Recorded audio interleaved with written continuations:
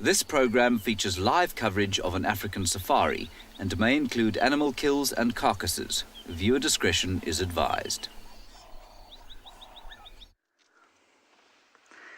Sanborna Molweni Avshin Dumelang. Hello. It's a marvellous, beautiful day out here in the low veld of South Africa. That is a gorgeous elephant cow, and this is Wild Earth.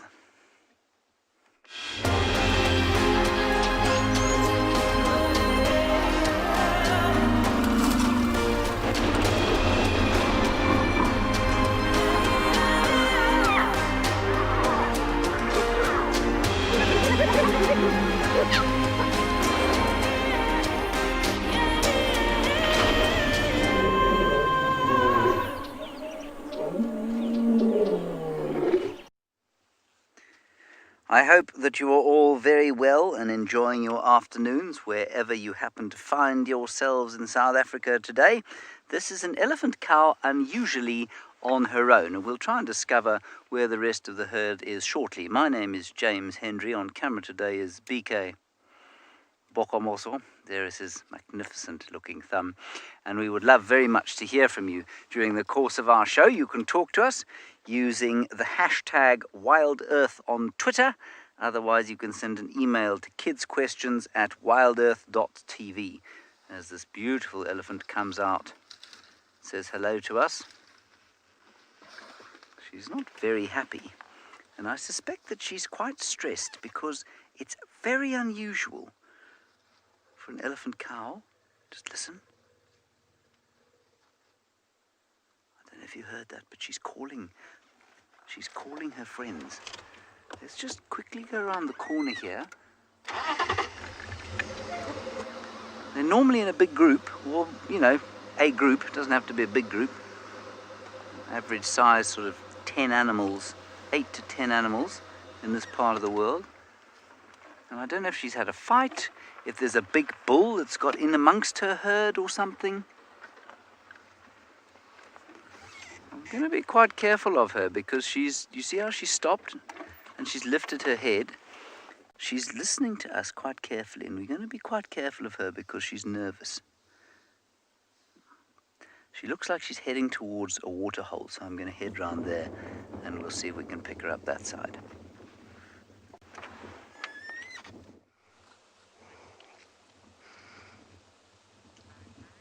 Good afternoon, everyone. Welcome on board your live safari of today. My animals are not stressed at all. They are enjoying the cool breezes coming through and spending time with Mom. My name is Lauren. I do have Davy on camera. It's a wonderful, pleasant afternoon, but I must say I am very thankful for the breeze. Otherwise, it would be stiflingly hot. And I'm back with Ribbon, the matriarch of the Djuma clan. Now, I'm not fully sure she's moved at all, really, in the past 48 hours, but she's here with her 2 boys. 2 cubs that are approaching the 4-month mark. Not quite 4 months, but getting there. And this morning we were very lucky to see the tiny little bundle of joy that's inside that belongs to another female. So you never know, we might see it today. It's much smaller than these 2. It looks very different.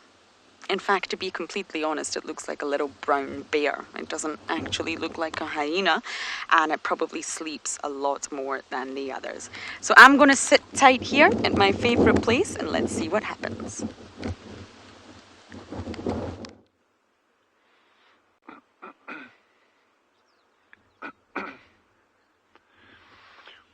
Good afternoon from Swalo Kalahari. It's a beautiful day out here. It's nice and warm, although a bit windy. Jandre on camera, and my name's Dylan, and it is amazing to have you with. We're just watching this Cape turtle dove having a good bath over here, and it is good to see you all, and I hope it's as good for you to see us. Jandre here is doing his magic again as always. We're doing our little stakeouts again at the dam. Remember,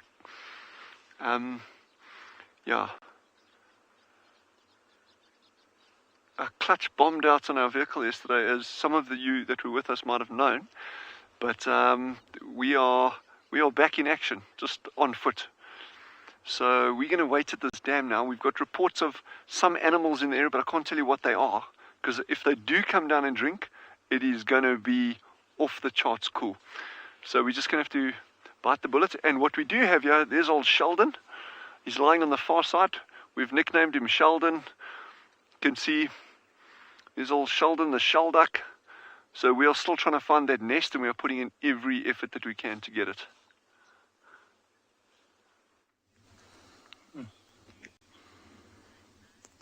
So a warm welcome on this virtual safari. We're here at Ambiyond Ngala at the moment, and there's actually a whole herd of elephants that are making their way down to the water.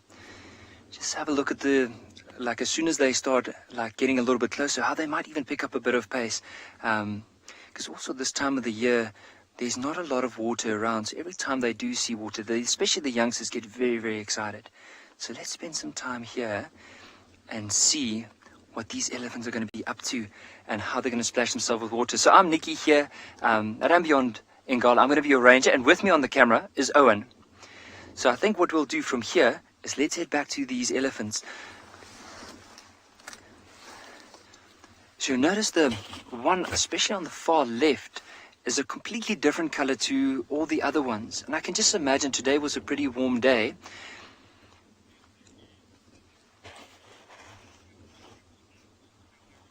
Danella H10, that's with elephants, they can get pretty big. I mean, just to give you an idea, so a big male elephant can weigh up to 12 tons.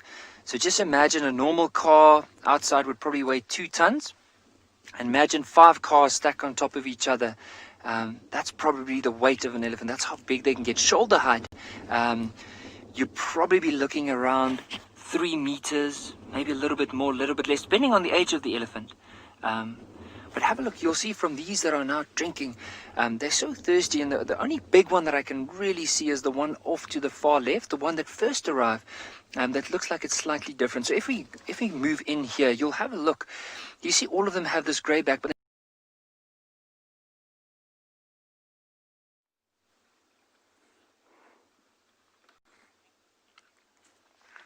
Sorry about that rather sudden change, but what we've got here is the arrival of our cow that we started with the rest of her herd. So she's come out of the bush down towards this little area here. And now we've got them all having a lovely drink. Same as Nikki's were. We will go back to Nikki at some stage. There's just a small technical glitch there, and it's, well, part of the joy of bringing you a live safari out of the wilderness. Natalie, babies normally have one baby. Elephants. Elephants normally have one baby, which we call a calf, and sometimes they have 2. Very seldom, but it is possible for an elephant to have twins. Sorry about that, Natalie. My very small brain is not used to the heat that we have this gorgeous afternoon. Now we've got a little bit of playing going on the right there, BK. Youngsters are having a little bit of a wrestle.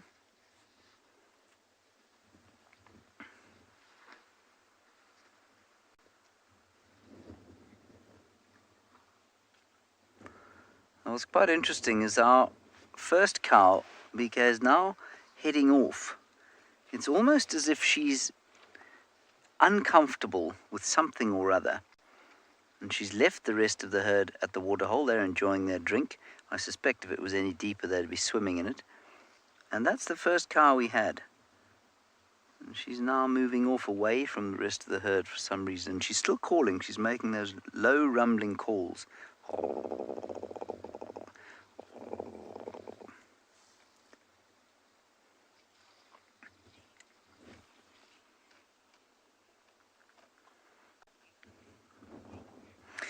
Jet, you'll probably find, sorry, I've made a mistake here. There's the cow that we had, I think, to start with, coming out now. There she comes. Jet, I think you'll find that elephants' body temperatures are probably very slightly lower than ours. I don't know exactly, but most mammals have got a body temperature somewhere between 36 and 37.5 degrees Celsius. And above those sorts of temperatures, when we say you have a fever or you have a temperature, it's your body trying to speed up the metabolism so that your immune system can fight. And it gets dangerous when it gets any hotter than that, because the proteins in your body start to denature. It means they start to unravel.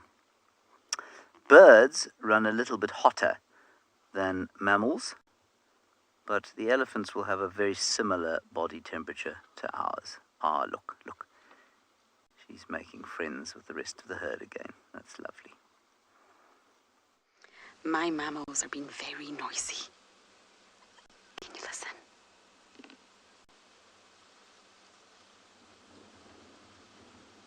Oh, they've quieted down. They were squittering the noise that hyena cubs make.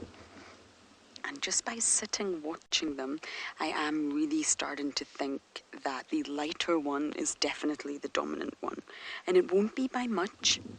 They're both boys, but I think the lighter one's definitely the more dominant one.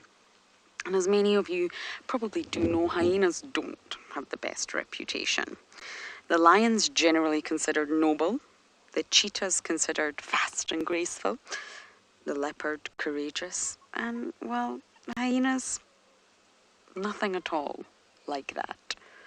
Hemingway once said, "The hyena, hermaphroditic, self-eating devourer of the dead." I'll never forget that. And they're not at all. So I'm here to show you that they're actually incredible mammals. And we're watching a really precious moment right now of mother feeding her two little boys, who are very demanding.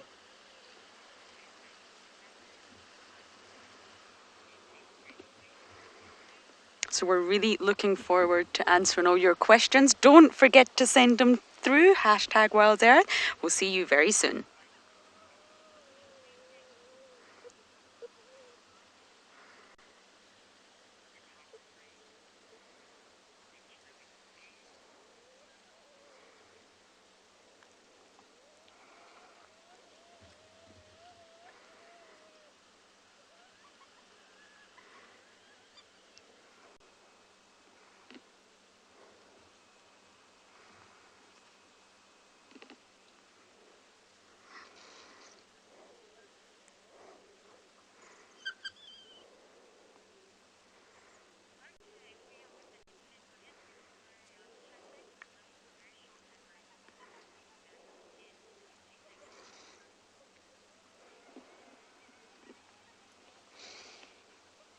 So we are currently in an ad break with SABC, but we are still with all you internet viewers.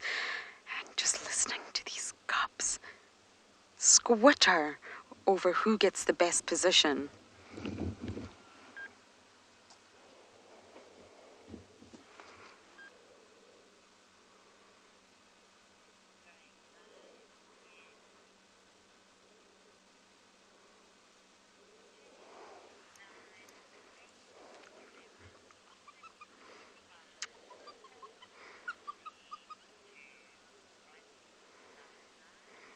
And your live safari continues. I can't take my eyes off these little cubbies. Our hyena duo here fighting for the best position for milk. Normally the one that manages to get the best position, depending on how mum is lying, is the dominant one. They can't both be the same rank. So Ribbon here will have, well, because she did have two boys, one's going to be stronger than the other.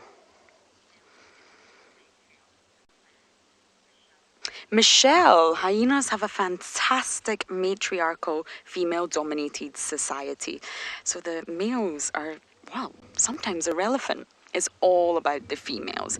And it's a silver spoon effect, Michelle. So you are born with the rank of your mother or slightly below that. So for example, if your mother is high ranking or she is the matriarch at the top, then her daughter will also be very high ranking.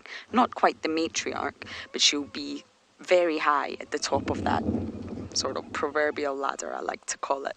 So they're very structured, and it will go from the highest ranker all the way down to the lowest ranker. But Ribbon here, she has a very unusual story. She was the lowest ranker just last year.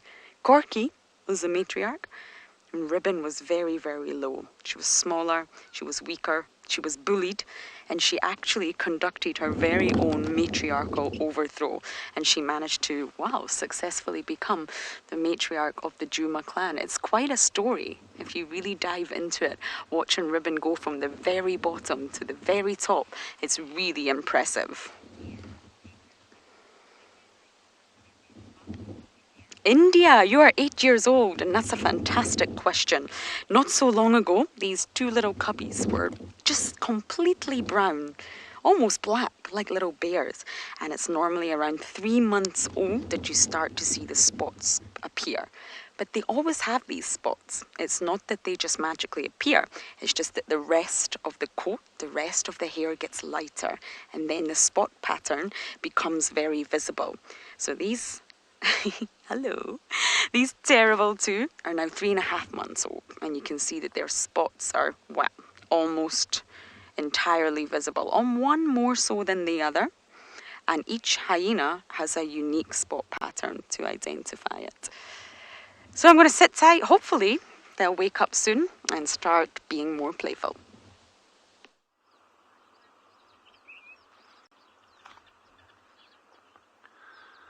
We're just having some fantastic birding at the pan here. So these little yellow and brown ones are yellow canaries. The bright yellow ones are the males, and the less brightly colored ones are the females. But what you're going to start seeing during the afternoon, these birds are going to be rolling in and rolling out. So they're lining up on the bushes here, and then they start, look at that. You see how they come down? But they're super nervous around the water, obviously, because that's the biggest risk to them for like an aerial predator coming in. There's actually a pair of gabar goshawks that nest very, very close to this dam every year. I haven't found their nest this season, but they will definitely be around somewhere. So these birds have got to be super careful about whenever they come into the water. Those ones that are at the edge there now, those are sociable weavers. So that's one of our really, really, really iconic Kalahari species, that beautiful pattern on the back with the little black faces.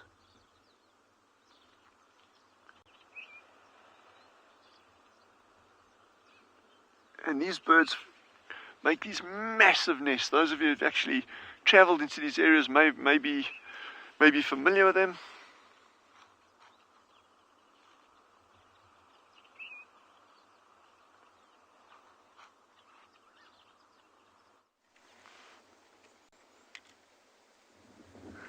Our hyenas just disappeared, but there was a whole lot of shouting. And we're making a loud noise in here.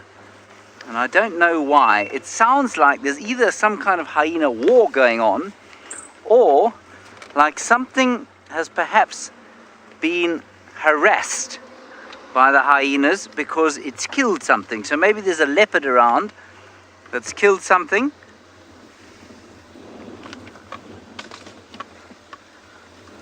Just going to drive slowly and carefully through here. See what we can see.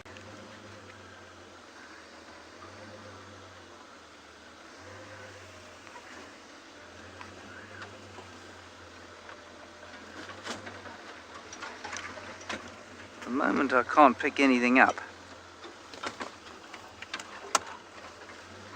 I'll just have a quick listen.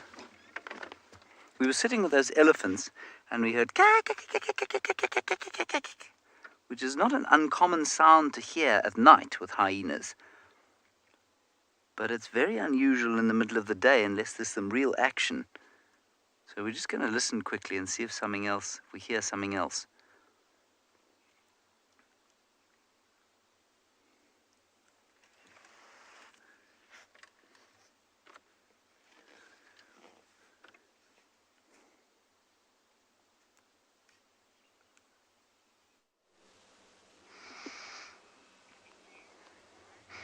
Talking of listening, Ribbon is always listening. This is her unique ear, her butterfly ear. It's swarmed by flies. She doesn't look remotely irritated. But good luck, James. Hopefully a hyena will mean that something is going on. They have an incredible sense of smell. They can follow trails that are days and days old. Their sense of smell is probably their best sense. It's the one that they rely on. So if there's a carcass nearby, I can bet you a hyena will find it. And that's exactly how they find it, using their nose. And that's why they walk so erratically, they zigzag, because they're not actually following any sort of path or any direction. They're following their nose. Is the scent stronger to the left? Nope, it's stronger to the right. And they keep zigzagging until they find exactly what they're looking for. They will also have incredible eyesight and incredible hearing. They need to be able to hear well because they communicate over great distances. Lots of incredible vocalizations. A hyena whooping is one of the most iconic sounds of the bush. They have 14 different vocalizations.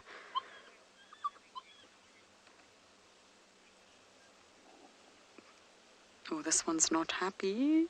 I think the one standing up is the submissive one. Nikki, there's not a dominant nipple. What I actually meant by that was depending on mum's position, whether she's lying on her left side or her right side, one nipple will be more accessible than the other. So they're both equal. It's just that, for example, she's now lying on her right side, and therefore her left nipple will be more exposed. So that's the one that's easier for the cubs to suckle from. The right nipple will be, well, a little bit trickier. So sorry, that's what I meant by that. She doesn't have a dominant nipple. But if she was to turn over and lie on her left side, then the situation would be reversed. Oh, one's feeling very active. Tiny little mini hyena, look at that. The hair on the neck is already starting to stand on end. Looking like a little adult. I really hope we can get to see the other cub and you'll see the difference. It's incredible. Oh, I think cubbies are getting awake, so hopefully the next time you see us, they'll be playing.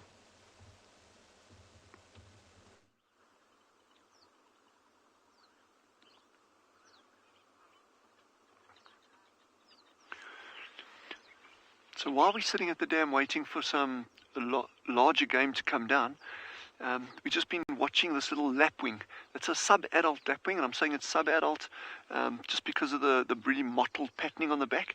But it's been foraging very, very, very actively all along the edge of the water in that.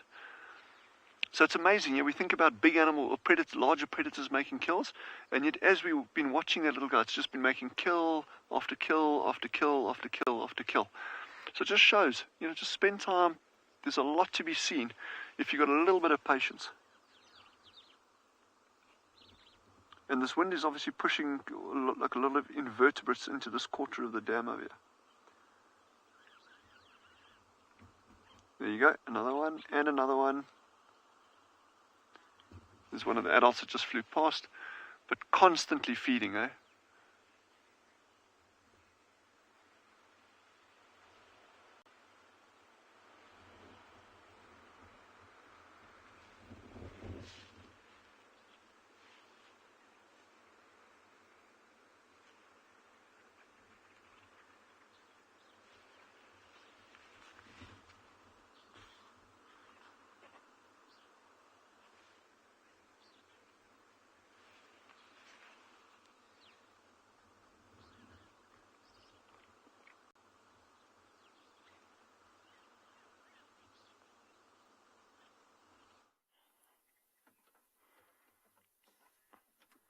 Hello, internet people. I don't know if I'm allowed to call you that, but hello.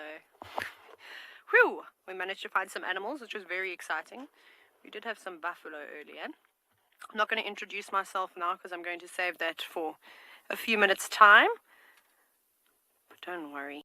If this giraffe disappears, which the other giraffe have already done to us, we've got, I think, about 4 more still to come, so that's exciting. Riveting stuff this afternoon. Also, I'll just let you in on a bit of an inside secret, is that I've definitely driven over lion feces this morning at some point, because I can smell it wafting through the car every time I stop and when I'm driving. It's not a pleasant smell. I know, it stopped in the bushes, but the other ones should come.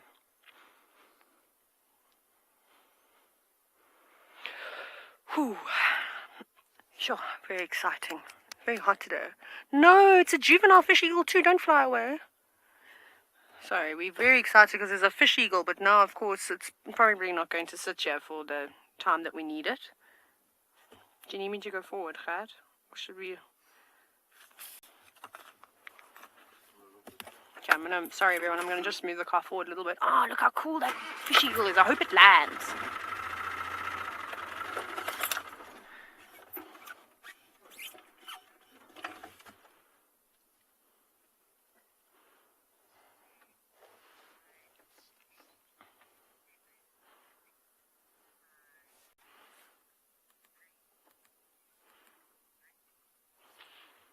Welcome back to your live African safari. You have just joined me in Pridelands, which is a private wilderness area, which is a part of Baluli Game Reserve in the Greater Kruger National Park. And as you can see, we have a journey of giraffe, and I'm glad that you could have joined us on this journey this afternoon. My name is Taylor McCurdy, and on camera with me today is Gert. And like I said, we're in this incredible ecosystem with lots and lots of wildlife surrounding us. And where these giraffes are standing at the moment, I know it's not the greatest view of them, but hopefully they will move around, or we might even shuffle around a little bit.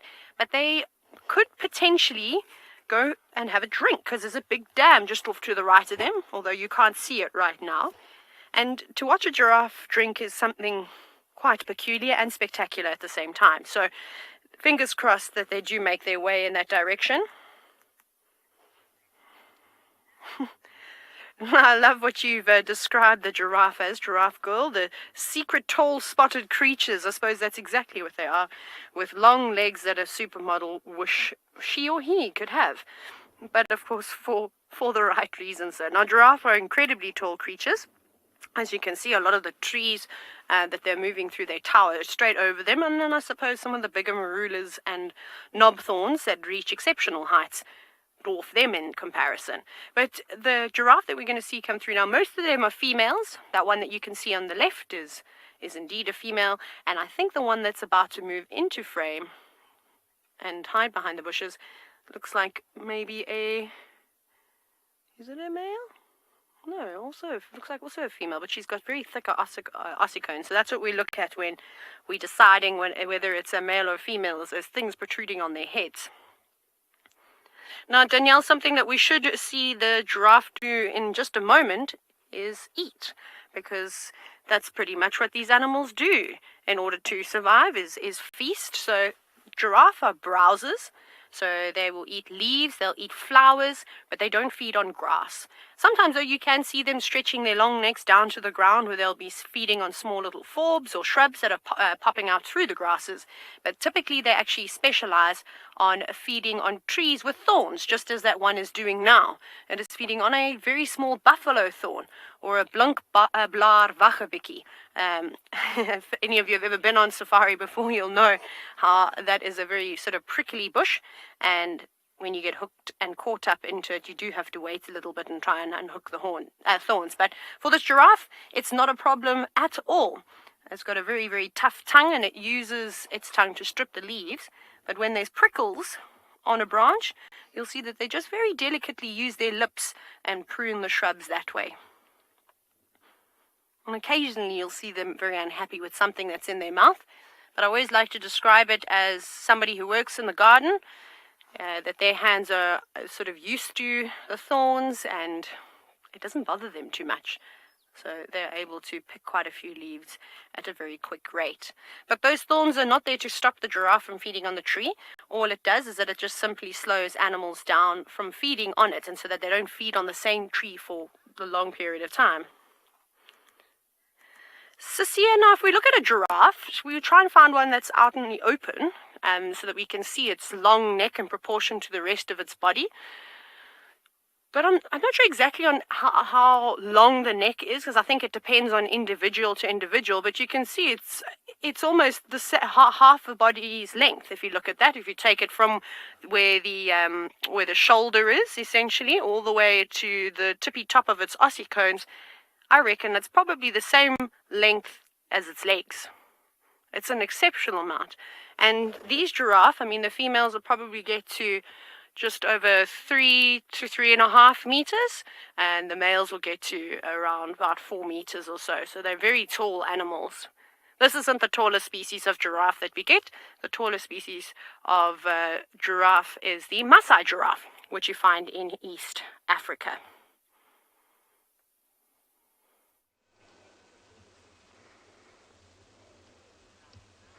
I was a little bit worried there. They popped into the den, but they popped back out again. They really are mummy's boys after all, the two of them.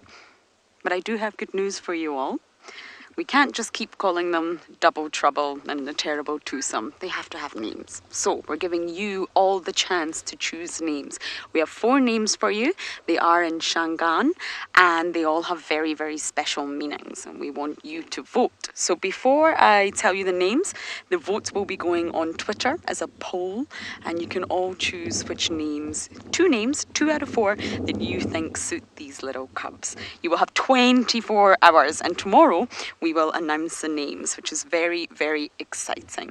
So the first one, Shitwisi, and that means very active in Shangaan, Shitwisi. Then we have Shimbulu, and this means have heart, have a heart, Shimbulu. Then we have Ngwazi, and what that means is adventurous. And then the last one is Misavu, and that means humorous. So I do apologize if my pronunciation of Shangaan words is not the best. But once again, we have Shitwisi, very active, Shimbulu, have heart, Ngwazi, adventurous, and Misavu, humorous. So that's the 4 names we have for the little cubs, and we really, really want you all to choose. Help us. I can't choose. I've fallen in love with these cubs. We need all of your help. So it's on Twitter. Check out the poll, and I'm really excited to see what names you choose. How exciting. We normally wait a little bit until the cubs are older before we name them. And that is because there's such a high mortality rate of 60%. So we normally wait a little while, and I think this pair is definitely old enough now. Shamesy, hyenas actually, well, they perform quite an unusual greeting, and it's actually called a greeting ceremony. And it's when they stand sort of parallel to one another, top to toe, or head to toe. So they stand at opposite ends and they will lift their rear end legs and sniff one another's genitals. And I know that sounds very bizarre to humans, but it's for many reasons. Because they're highly olfactory, they need their sense of smell to understand who is this person. All the information will be in the pheromones that they'll be able to smell from the genitals. But not only that, if you watch a greeting ceremony between 2 hyenas, you can normally gauge who is the dominant one and who is the submissive one. Because by lifting your rear leg and letting another hyena with very powerful jaws sniff your genitals, it's a sign of trust. It's a sign of submission. You can tell that they're clan members, and well, a hyena could technically bite you, and it would be, well, the individual would lose their genitals, and they don't want that. So it's a sign of trust, loyalty, bonding amongst clan members, and you can normally gauge from that interaction who's more dominant than who.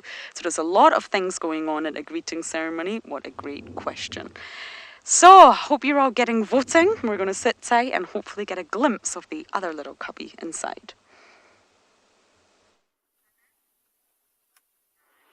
So we've got a giraffe that's playing hide and seek with us. It doesn't want to catch up to the rest of the herd that's moving in the distance. I think what I can do is maybe shuffle forward because the rest of them are just up ahead. So let me drive on a little bit. This is unfortunately what happens when animals have legs and can move around.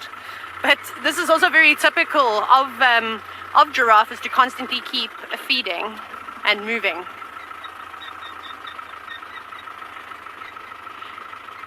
Okay, just going to get us a view here and look at this really amazing sighting where you can see the height difference quite nicely now between a mature male giraffe and some female giraffe, and there might even be some young males here. So the reason why giraffe are constantly on the move is because a lot of the trees that they're feeding on have got a type of pheromone in the form of a tannin, and a lot of the knobthorns, which was, well, previously known as the acacia species, but obviously the name has now changed.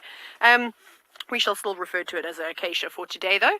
Those pheromones will travel with the wind. So when they're being browsed or attacked, this is a defense mechanism. And the giraffe don't like the bitter taste of the leaves. So they'll feed. They will feed on the trees for a little bit and then carry on. Please remember to keep sending your questions through #WildEarth. We look forward to hearing from you.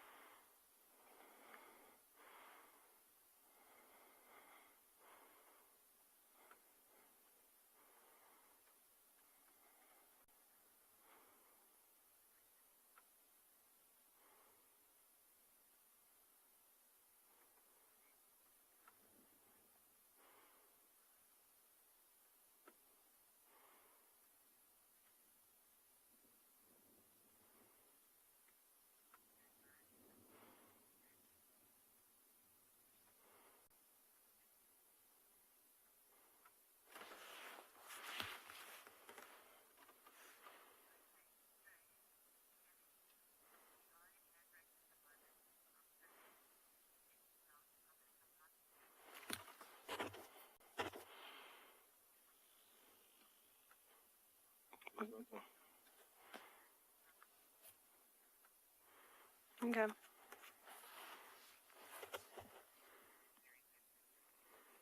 It was very abrupt and quick.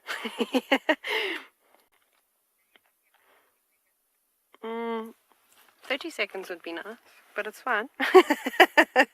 No, I'm joking. I'm joking.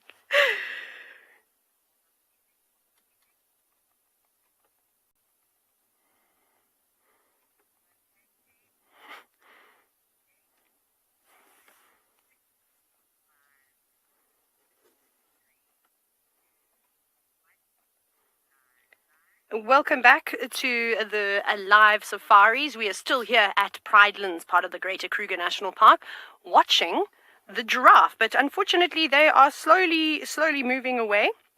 Again, they're doing a big loop, and I think a bit later this afternoon they might come round.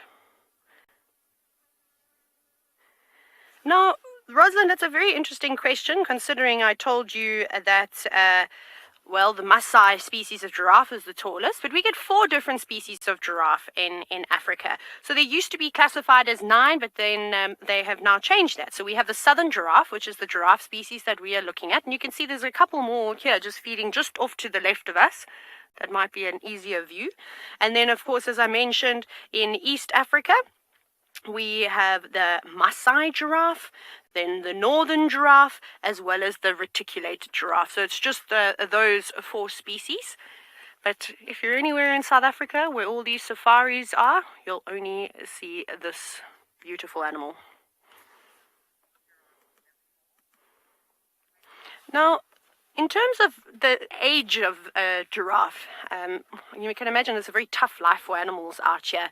You know, they can't just pop down to the grocery store and buy their food. They're constantly having to move around and look for the best type of vegetation. And this is quite taxing. Never mind all the pressure from the predators, especially the big prides of lions that like to live about here. So I would say that a giraffe probably lives a very good life if it can reach the age between 17 to early 20s, but they wouldn't normally live much longer than that. Old animals, very hard and sort of quite uncommon to see. Occasionally you do, though. As you can imagine, once you start to get old, you're not as fast as what you used to be. You're not as strong. You might be struggling to feed, so you become weaker, and then you become an easy target for the different predators out here. And from not just lions, but hyenas, and then, for shame, the poor young animals that sometimes don't even make it into their first year of life. Leopards are notorious for taking down young giraffe, and that has been documented quite well in the Sabi Sand, which is where James and Lauren are driving, as well as up in East Africa.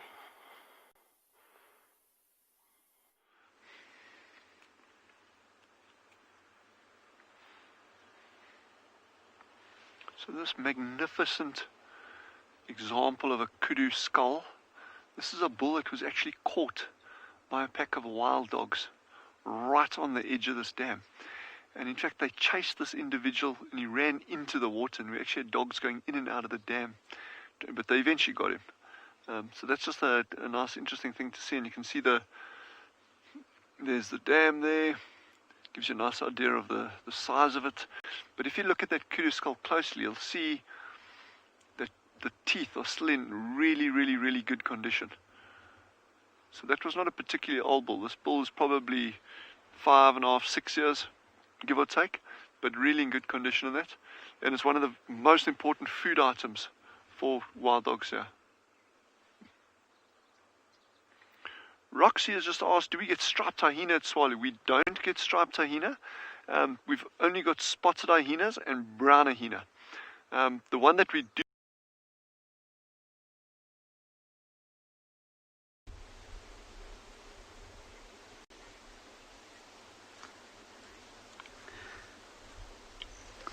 Good afternoon, everyone.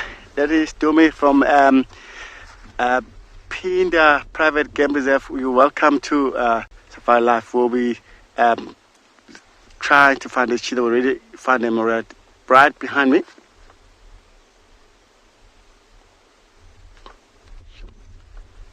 Okay. As you can see, right behind it's just cheetah and 2 cubs. As you can see, their bellies are very full. They did catch something this morning, which is very good. So they're just resting for now. As you can see, the direction, different direction where they're facing, which is good for a safety reason. If it's in case, if any dangers come around, so they can warn each other and run, which is very good and very nice, shady.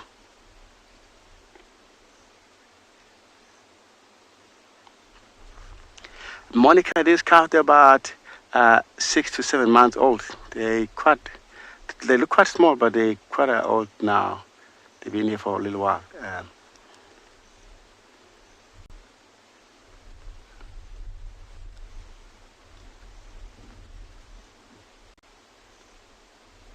Look how cool it is. That one is more darker compared to the other one. It's got even dark patch on his top of his head.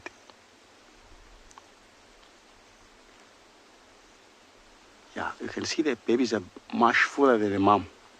She eats less than the babies.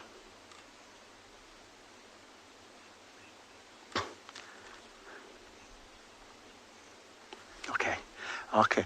That we know that female. She's been a mother, or with she started with 4 cubs, and she lost 2 already, and she gave birth around further western part of the reserve, and she started coming further north because she was trying to avoid a lot of movement from the other predators like lions and hyenas and leopard. As she moved further northern part of the reserve, and she come across quite a big challenge there because there was a lot of lions and a lot of hyenas movement around there, especially overnight, and she come back southern part of reserve now. At the moment, she have only 2 cubs. She lost 2. Like halfway, she was on her way down to the northern part. She lost 1, and further north, she lost another 1. Now, I hope she's gonna do it well with these 2 to look after. And as you can see, she make sure she chosen a good place where she can be able to see or hear if it's any danger coming around her, which is amazing. That's what she learned over this time. The female, she was born here in Pinda. She's around about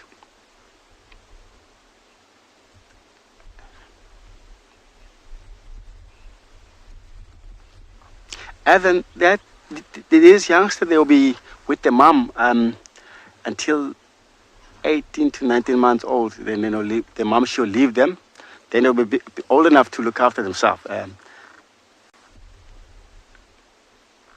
Look at that belly, very full. So nice, beautiful sun shining, nice wind blowing not very heavily, but just nice wind for them to cool down themselves.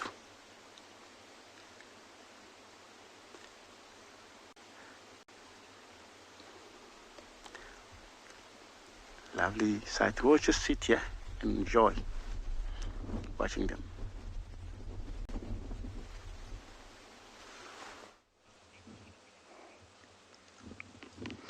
This has just been the most incredible moment. 3 cubs, including the new one, popped its head out.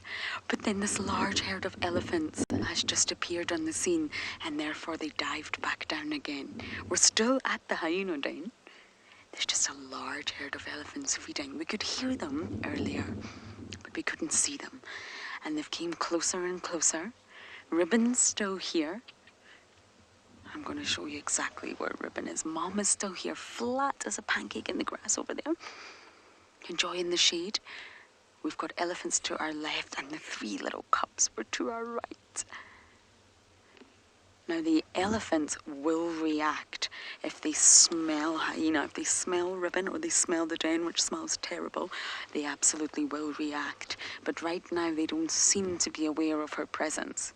Now, Ribbon, on the other hand, well, she's not too bothered. She knows the elephants are there. She heard them a long time ago. And, well, she's still sleeping. Hyenas have nothing to worry from elephants. But elephants tend to be quite emotional, reactive animals. And they're very protective of their offspring. And therefore they will react when they see her or smell her. Elephants actually don't have great eyesight, so they'll probably smell her before they see her, especially when she's this flat in the grass. Isn't this incredible? So I'm going to sit tight. Hopefully the cubs pop back out. It's all so exciting. Don't go anywhere.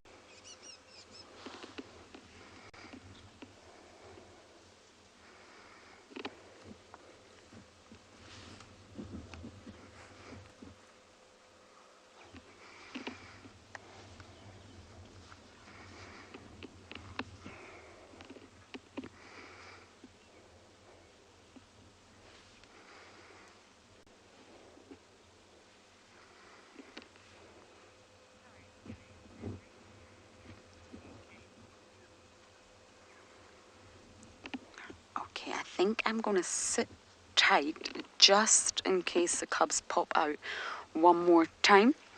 And while I wait it out, we're going to send you across to James with another big grey mammal.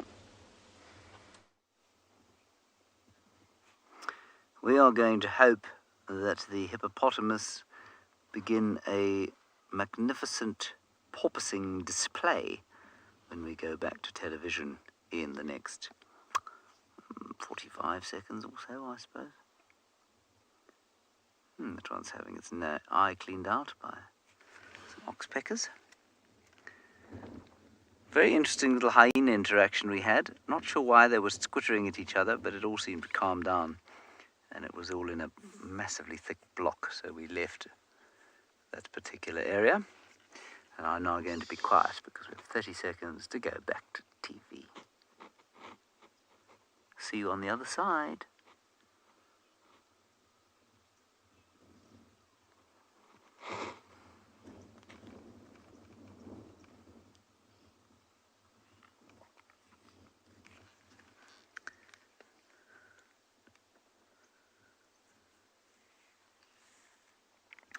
Here we have got some hippopotamus, same ones we had yesterday, little group of 5 or 6. We can only see 3 of them at the moment. And the little one, I think, is standing on the back of an adult That's how it's managing to be in deep water, yet still out of the water at the same time.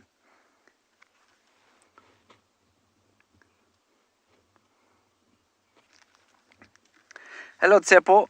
Tsepo, you'll find that your question is a good one, but I'm going to change it slightly. They don't share a territory, but they will share an area. So a territory is something that a hippo keeps, and it will keep other hippos out of. So a big bull hippo will have a territory, he'll have his females and his babies, and he'll keep other hippos out of that territory. A crocodile will also have a territory, and he will keep other big bull crocodiles out, not all the time, but sometimes, and the females do the same thing. But the territories of the hippos and the crocodiles overlap each other. Yes, they do. So they're not territorial from each other, and they will sometimes tolerate being in the same water together. So their areas of operation definitely do overlap. But strictly speaking, you know, if an animal is territorial, if it's keeping a territory, what it's doing is keeping out rivals from the same species. It's a really good question. Thank you, Tsepo.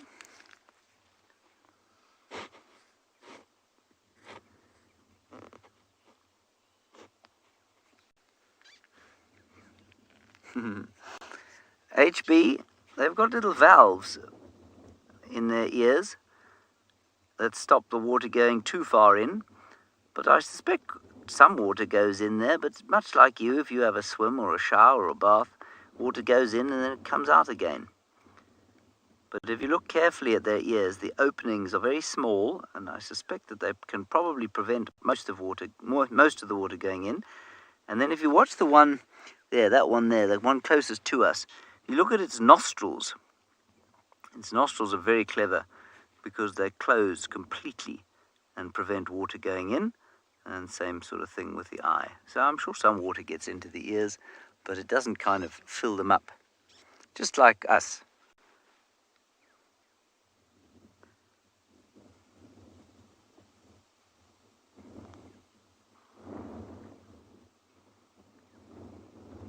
Koketso, the primary source of food for hippopotamus is grass. And you know, they don't eat very much grass at all. They'll eat water vegetation as well. But if you take something like a rhino, they eat about 40 kilograms of food a day. And a hippo probably eats about half of that. And the reason that they don't eat nearly as much as a rhino, which is the same size or similar size, is that they don't do anything. You can see them, they just sit in the water. They don't even have to support their own body weight. And so their energy balance is very, very low. And so they don't have to eat too much. So it's just grass, and they come out at night. And in fact, if BK just goes off to the left-hand side there, BK, there's a little lawn. You see that little patch of short grass? That's a kind of area that has been mowed flat, if you like, by the hippo. And if hippo do occur in a water body, you'll find little hippo lawns like that all around.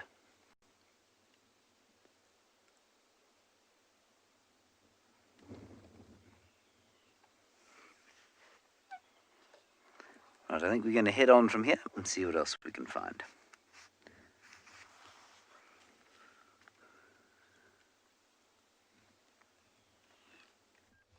We've managed to catch up with the elephants. They're all in front of us. The cubs are not going to come back out right now when there's elephants. It's a large herd, and they're about 50 meters away from a dam. They're all heading to drink. There's youngsters, there's adults. Shelley, no, they didn't. They walked behind it. They didn't come to the den, and Ribbon didn't lift up her head. So no, they didn't. They wouldn't do that, but they would react. They would be very vocal.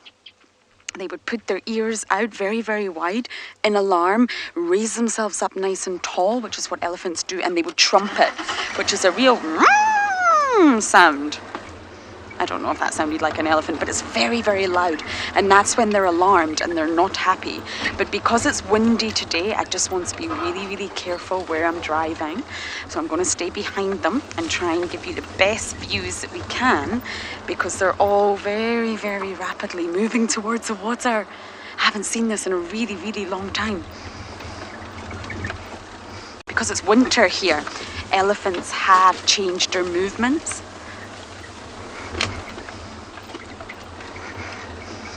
Jaden, they're not afraid of strong winds. They probably relish it on the hot summer days. See them all. But it affects the way they hear things. So they can still hear. They've got big, huge ears, but it affects their ability to determine where the sound is coming from. Is it coming from here? Is it coming from here? I can't quite hear. They're almost at the dam because of the wind, and therefore it makes them anxious. Elephants can be quite anxious animals. They live a herd life. They stick together. They all guard their young, and they can become nervous. They know that there's predators out here that would attack their young, mostly lions. Okay, we're almost there, everyone. This is going to be so magnificent. I haven't seen a herd this big in so long.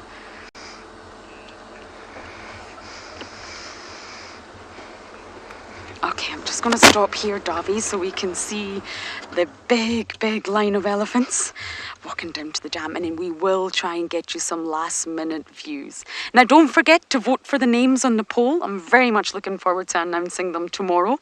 You've got 24 hours, everyone, and I don't think we can catch up with these elephants on time, but you can search us on the internet and continue watching the rest of the drive. So you can type in Wild Earth into Google and you'll be able to see these elephants drinking, because I don't think I'm going to make it on time.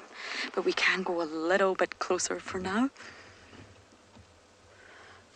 You can just see their bottoms disappearing into the distance. They're at the dam now. But thank you everyone for jumping on board. It was an absolute pleasure. Thank you for all your comments and questions, and we shall see you tomorrow at the same time.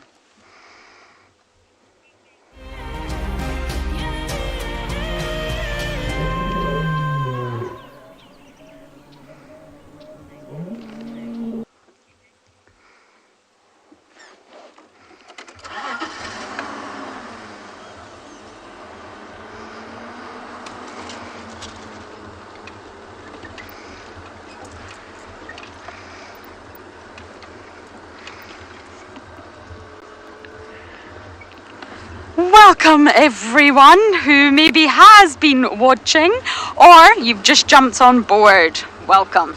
Good afternoon. My name is Lauren. I do have Davy on camera, and we just did not make this magical sighting in time, but it's happening right now in Djuma Game Reserve. This is the first time I have seen any animal actually, oh my goodness, drinking or even just being present at Treehouse Dam in a very long time. We always tease each other that nothing happens at Treehouse, and here you have it. How magnificent. So before we listen, because the sounds are wonderful, I just want to remind you to talk to us. Send in your comments and questions. Kids, email us at kidsquestions@wildearth.tv. Adults, #WildEarth on Twitter, or @FC on the YouTube chat stream. Now let's take a listen.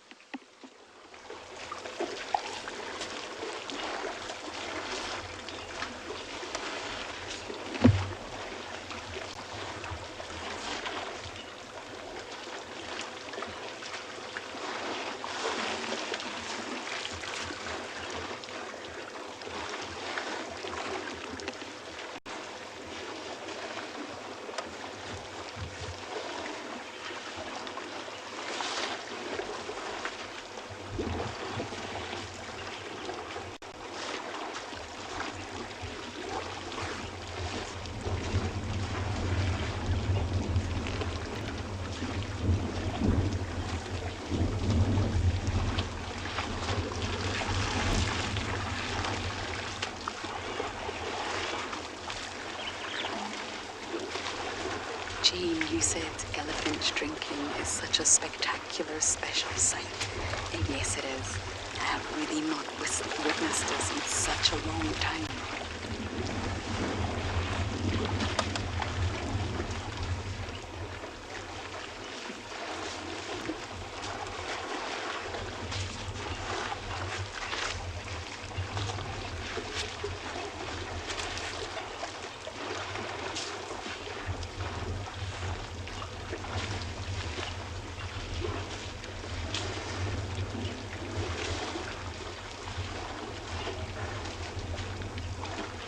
Actually a really toasty 28 degrees Celsius and 83 degrees Fahrenheit.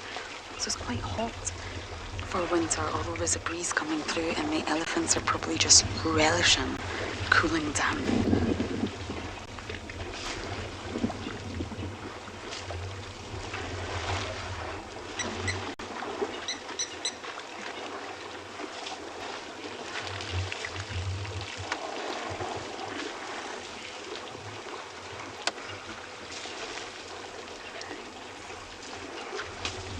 Sorry, Rebecca, one more time with that question.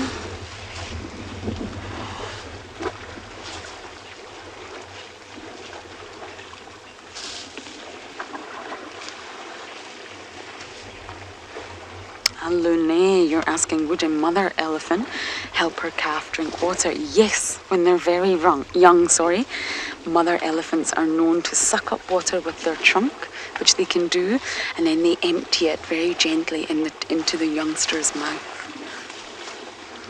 Because the youngsters don't have full control over their trunks when they're young. There's a lot of muscles in there, 150,000 units, and that's a lot of muscles to coordinate when you're very, very young. So they've got to learn how to use it, and it takes practice. It takes observing mom, what is mom doing, and then trying to copy. So they're not really capable of sucking water up from those mini trunks and popping it into their mouth when they're very, very young. So Lune, absolutely, the mother will help the youngster drink. It's important that the youngster hydrates. Mother elephants are also known to spray their youngsters with water if it's very, very hot to help them cool down. They're also known to shove them into the shade if they're being stubborn. Mother elephants are fantastic mothers.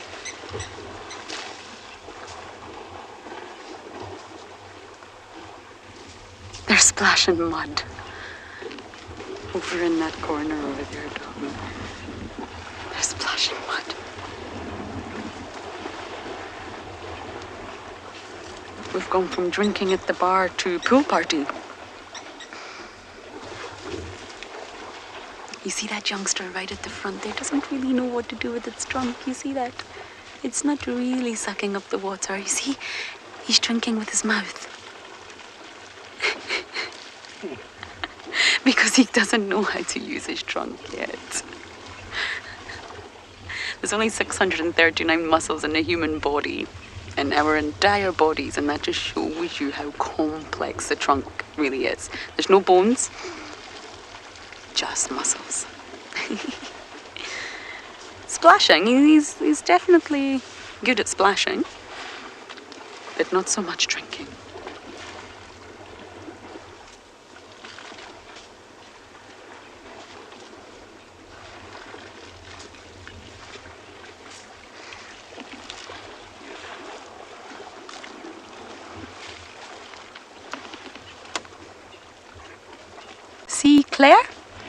See, Claire, you're asking how many litres can an elephant trunk hold? And I believe you're a new viewer, so welcome on board.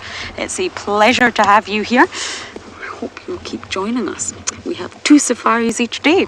And an adult elephant, oh, got some fantastic views there. An adult elephant can pull in 12 litres in one pool.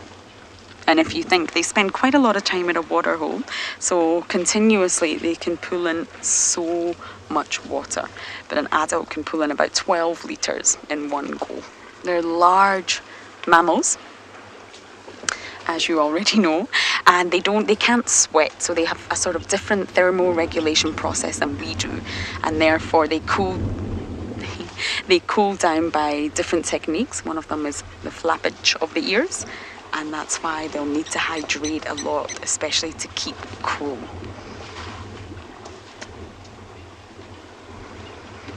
I love this individual that's just walked across the entire dam.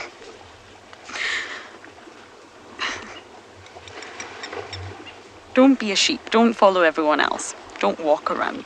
That individual just walked right across. Tim, yes they do. Elephants can swim. The only, well, at least mammals in the entire animal kingdom that have to learn how to swim are primates and humans. We're not born with that sort of innate ability to swim. Or maybe we are when we're very young, because we've been in the womb, in the amniotic sac with fluid. A lot of people choose to give birth in the water. But as we get older, we do have to be taught how to swim as humans, and primates are the same. But most other animals in the animal kingdom can swim, and elephants are very good swimmers. There's lots of examples of them swimming in freshwater bodies and the ocean on the internet. And it's bizarre to see because they're such large, cumbersome animals, but they really, really can swim. And they're already equipped with their own snorkel. So they can completely submerge themselves and still breathe.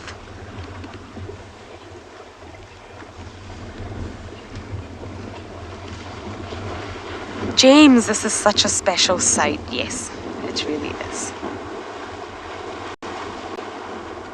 They're getting a bit playful now. It's quite a large herd. I wonder if I can do a quick count. Or does anybody fancy taking on that task for me?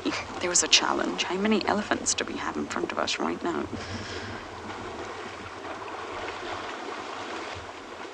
I see lots of bottoms in the air, lots of trunks. It's not easy to count. But one of you will be able to do it, I'm sure.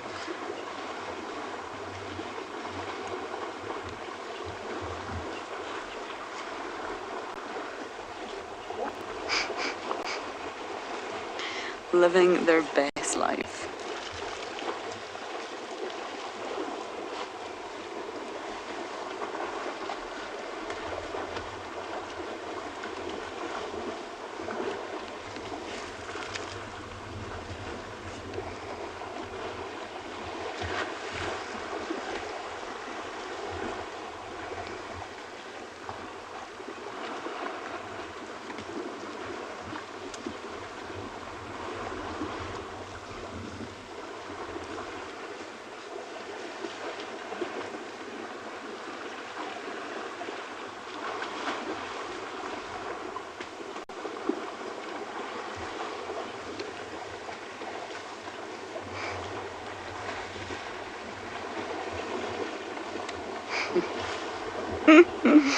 The boys love a good wrestle.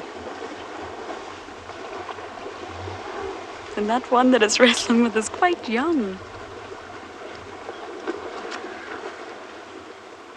Giles, to be honest with you... There's your answer, Giles. It's very tricky.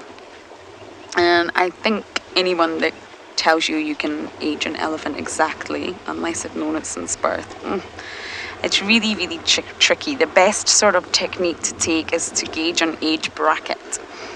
And really, the best thing is size. Size, and then once they get older, you can judge by body shape. They change body shape slightly as they get older, but I think the best indicator is definitely size. So we're going to sit tight and stay and enjoy the pool party for as long as we can.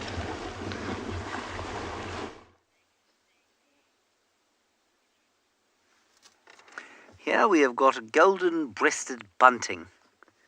Isn't that nice? It is the most beautiful little bird, with its golden breast and cycling helmet, looking for seeds to eat. I think there's another one behind it. Maybe a female. This looks like a male. Females are slightly more drab.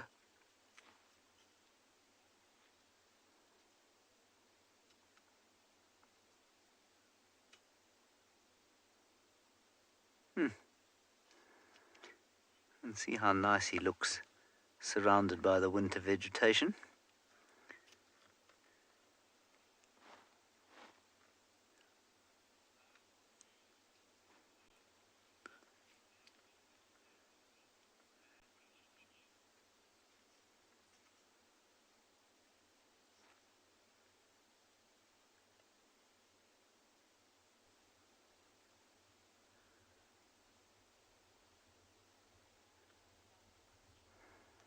Beautiful.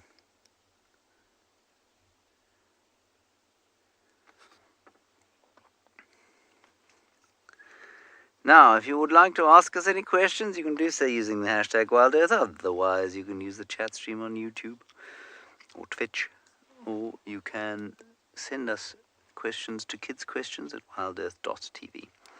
We'd be very happy to answer any queries or address any comments that you might have about this golden-breasted bunting or any other kind of bird or mammal, reptile, arthropod, whatever. He's particularly impressive when he lifts his chest towards us like that.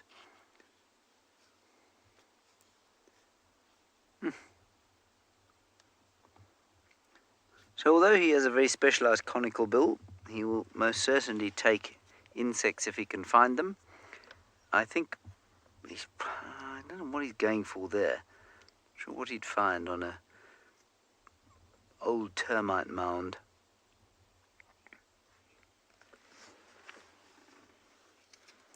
Hello, Jenna. You say this is one stunning bird. Well, yes, I have to agree with you.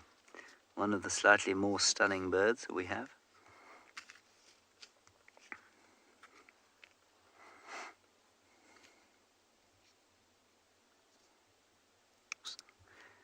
I sent a very nice article the other day by, I think it was Judy H. In fact, I'm almost certain it was, about bird coloration and females versus male coloration, and how the more colourful the male tends to be, the more drab the female tends to be, because if there is no purpose to her being colourful, she'll be as drab as possible to avoid being eaten.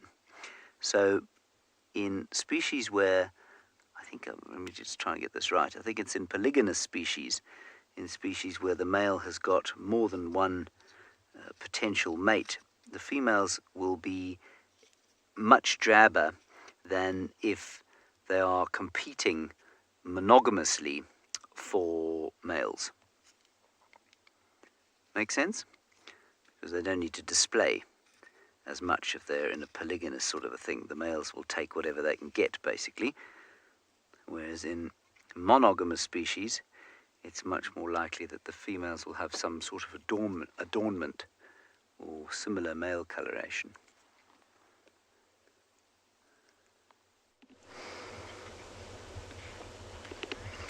Well, elephants are definitely not monogamous. They don't even enjoy spending time with adult males. It's a very much, well, matriarchal, female-dominated society. Just like hyenas, in a way. The matriarch plays a different role, but it's still a female-dominated society. And once the males get to a certain point, they will be ousted from the herd. You can see some dust bathing going on here. There's lots of theories regarding that. One, I think it feels good on the dry skin. Two, it gets rid of parasites. And three, it's also said to have sun protection. They get protection from the UV rays by covering themselves in dust. Melly? I actually don't know. I have not managed to have a good look at these youngsters. They're moving a lot. I'm very sorry, I cannot answer how young or what age the youngest elephant is in this herd.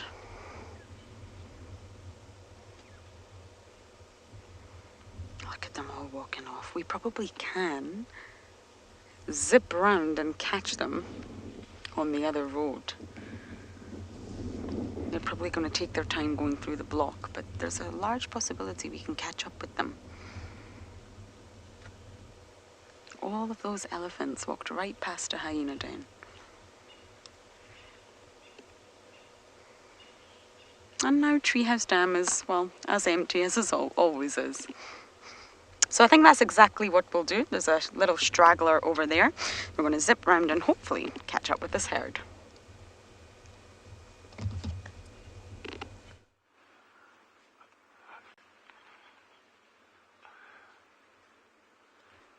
So we're just sitting still patiently at this dam. It's been very, very, very quiet this afternoon.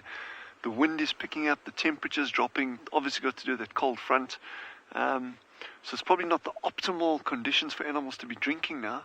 But remember, in these really semi-arid and arid environments, even wind just takes moisture out of anything. So it's not that animals won't come drink. I think we just need to bite the bullet and just be a lot more patient. We've still got canaries coming in, there's doves coming in, there's lapwings that have been up and down. Sheldon, the shelduck, he's still around, and you've got to watch that space for details, because I am determined to find this nest by hook or by crook. What we've done now, we've been keeping a watch on every time that he flies out, trying to get that direction. I've even contacted people at UCT to try help us. The guys at the Percy Fitzpatrick Institute, to see if they know any tips and tricks on finding a shelduck nest. But there's so little known about these birds that they've actually said if we do find the nest, we try to keep them posted. Incolt has just asked, what are the other predators of lapwings? What would the predators of lapwings be at Tswalu? That's a great question, because the one of the key things is, once they got to this age where they're adults or sub-adults, they can fly, they can move. So then it's like probably more likely to be things like a goshawk or lanner falcons in this area. These beautiful big falcons that'll come swooping over the water. But the real risk for them is when they're in the nesting stage, because they'll actually nest along the edges of these open water bodies, literally on the sand. It's just a shallow scrape. Adults sit down, and then you can get predation on things like jackals will take them. Caracal can catch the adults, African wildcats, and you get even a thing where you can get trampling of the nest. If you get a herd of buffalo coming down or a big herd of eland to drink, those nests can get trampled. So yeah, it's not plain sailing. Those eggs are remarkably well camouflaged though, even if the adults aren't on it. Yeah, we've got some starlings just drinking on the edge of the water now. Those beautiful iridescent bluebirds. Those are Cape glossy starlings. But you see how nervous the birds are, and especially with this very, very windy weather, because there's so much movement in the bushes, trees along the edge of the water, that it can really conceal any kind of predator. And we chatted about that with the meerkats when we were with them as well, in terms of they don't like it when there's a lot of wind and movement.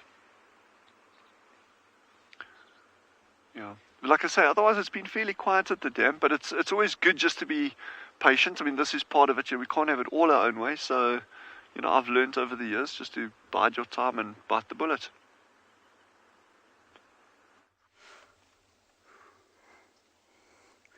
We've got some zebras here who are having a bit of a spat with each other, dissatisfied. One of them was chasing and biting the other.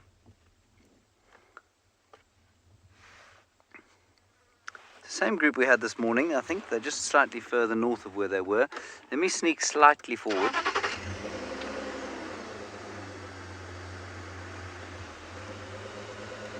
Oh! Vast plethora of animals. Well, now I've parked behind the bush, haven't I? We've got wildebeest, zebra, waterbuck all in one place behind a big Combretum apiculatum. And a water pig, 2 water pigs in front of us. Let's look at them until everything else comes out into the open. 4 mammal species in one spot.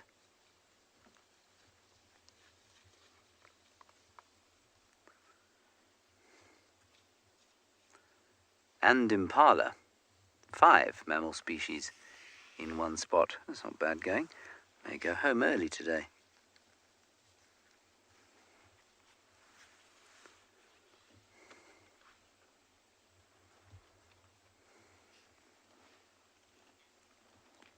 Jessica, there is a boss zebra. It's not really too much like a boss hyena, but there is a boss zebra. It's normally the biggest and oldest stallion in the group, and he's the father, and he's got a few wives. He's got 3 or 4 wives, and then they've got kids, or foals, which is what you call a horse kid, a foal. And so he doesn't have a whole gang underneath him like a boss hyena does. He's just got his family. And in actual fact, you might consider his first wife to be the leader of the group, because she's normally the one who is walking in front when they move. And the reason for that is that if he is behind, he can help defend the herd. Let me just go a little bit forward out of the way of this tree, and then we can have a look at the zebras as opposed to the wart pig, which is showing us its bottom.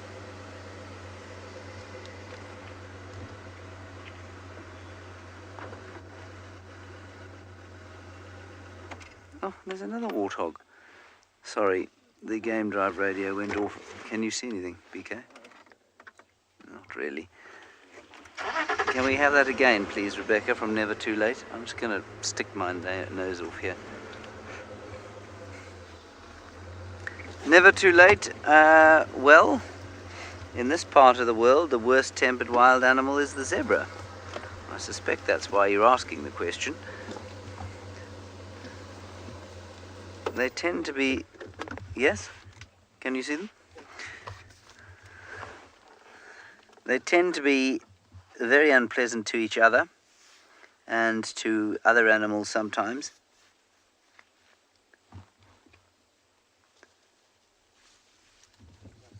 It seems to be that I am incapable of finding a gap here to park in that will allow us to see the animals. That was just a bit of lens wiping going on there. Anyway, there we have them all. Some of them. You've got 3 species in that shot. Well done, BK.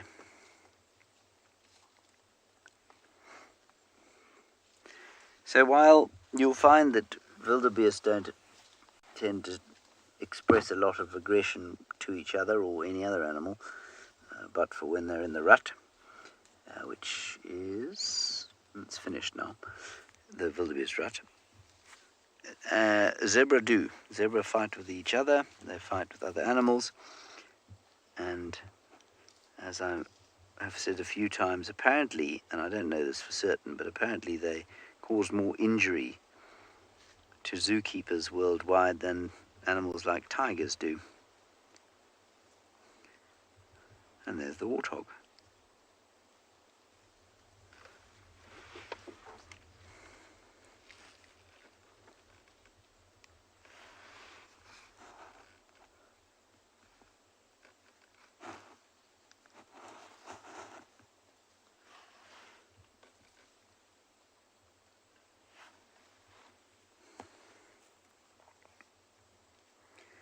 Everyone seems to want to show us their bottom.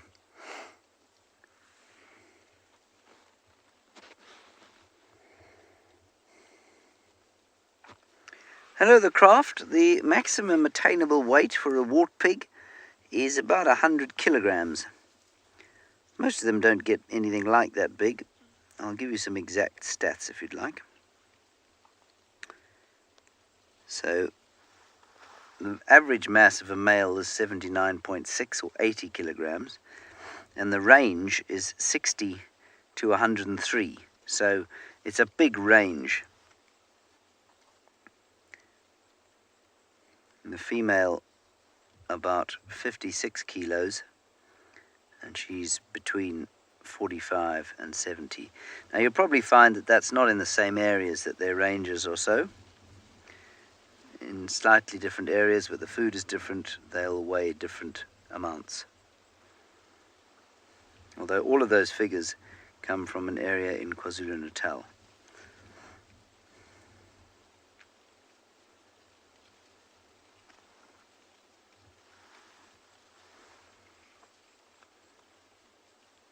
Zebra trying to find a bit of nutrition there on the termite mound, where the soil is a bit better.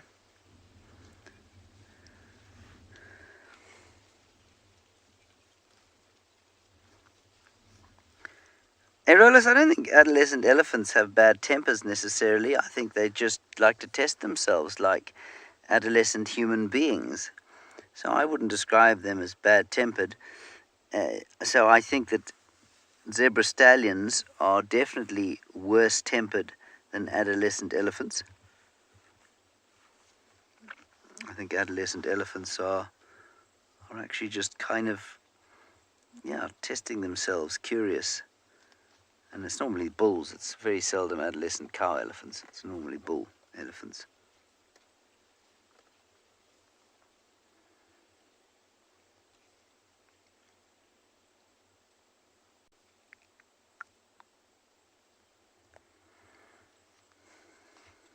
Now we have peace.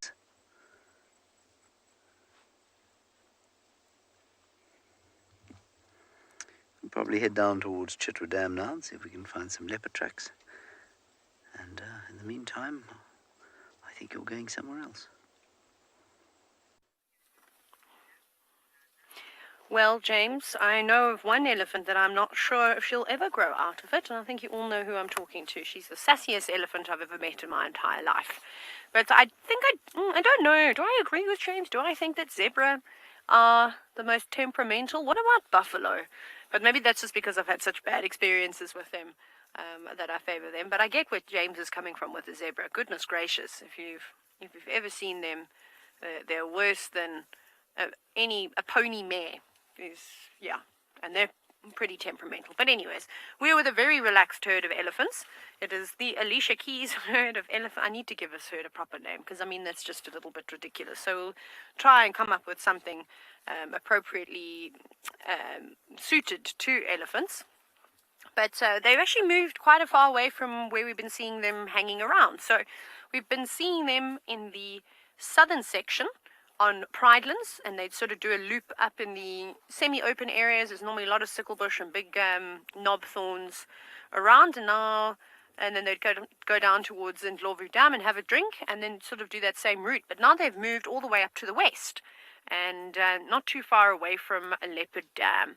But they are slowly moving south, so I'm hoping that we're going to catch the last of the afternoon light, and perhaps they'll go down and have a drink at Ndlovu Dam, which is right at the eco training camp, because I can't see any watermarks around their feet, their mouths, or their trunks don't look very wet. So I don't think that they've had a drink since yesterday, whenever they came down to the dam. I think they came down around midday.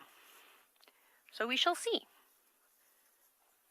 But it's I'm so thankful to be here, surrounded by elephants, especially when you've had a very stressful day. Not that I've necessarily had a stressful day, but it's just always nice and soothing and calming to be in the presence of these animals.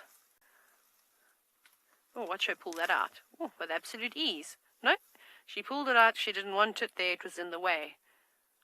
Was that really necessary? She's going for something down on the ground now. I think it's also a raisin that she's pulling out. We'll see shortly. No, she can't make up her mind. She's after something in particular. She's kind of like me when I go down grocery aisles and I never know what really to pick. And then I touch everything, and I won't be able to touch everything now, and put it in my basket and then put it back on the shelf. Do I really need that?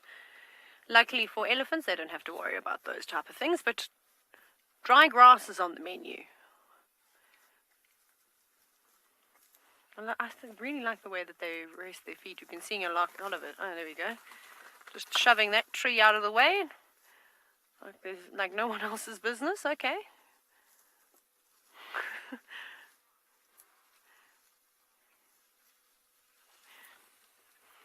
Now, if we look at elephants, and obviously we've been seeing them barge through trees of all kinds, some with thorns, some with dead branches.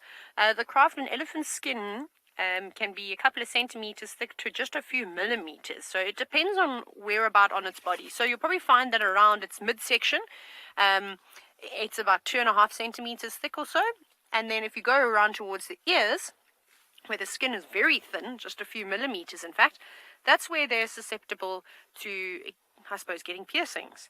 And that's why we often see elephants' ears sort of to be quite tattered, is because they, maybe at a young age, they walk through a branch and a thorn or something hooks on their ear and tears it. But they heal very, very quickly.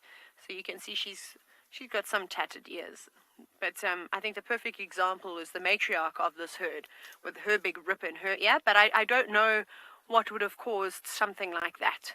I suppose it could have been being attacked by something at a young age, or again, maybe vegetation of some sort. But elephants are very well protected.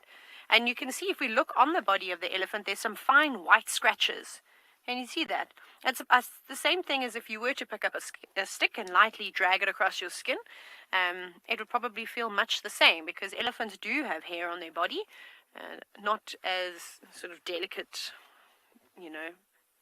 strains of hair that we sort of have on our bodies. It's a sort of a thicker bristle, but they can still feel things. There we go. You can see now the light, the backlit catching the hairs. They can still feel even a fly sitting on them. So yeah, it's a very, very tough skin, especially down there on the feet and all the way up the legs.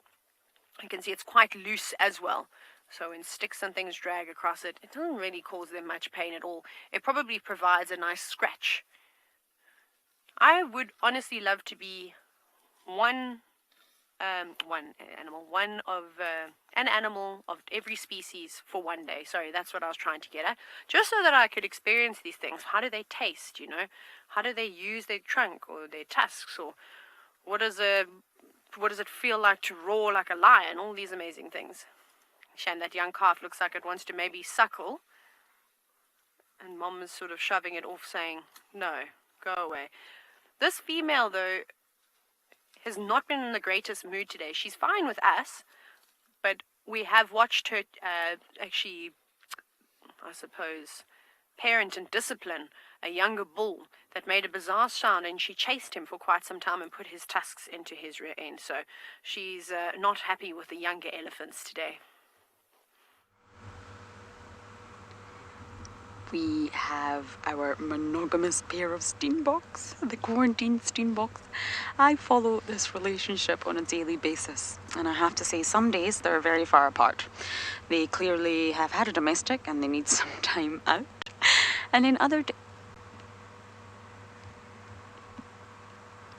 days, they're cuddling. There was a male and female there, monogamous. Both sort of have a territory over quarantine. They're very small territories, but they are territorial. And of course, well, they sometimes enjoy being in one another's company. Just an update, I do have Niels on camera now, so he can say hello with his big thumb. And we've got some zebra ahead. I'd love to show you the zebra, if my car will turn on. I tried to put these on camera for you this morning, but they were not playing ball. So here we have a magnificent sight, a sea of impala across quarantine, and then your black and white stripes. Dazzle me matey. I think it has to be the most glamorous of all collective nouns. Dazzle. We've got a youngster right in front of us on the road. There's quite a few foals around right now. And normally you see a stallion with his mares. They have a harem social structure. You're standing in the middle of the road, little one. So you will see a stallion with all his mares and then the foals. And they have to defend their mares actively, or they can easily lose them to a male. There's lots of zebra crossing jokes popping into my mind right now, yes, but I can't bring myself to say them out loud. Or maybe I can. There's a zebra crossing.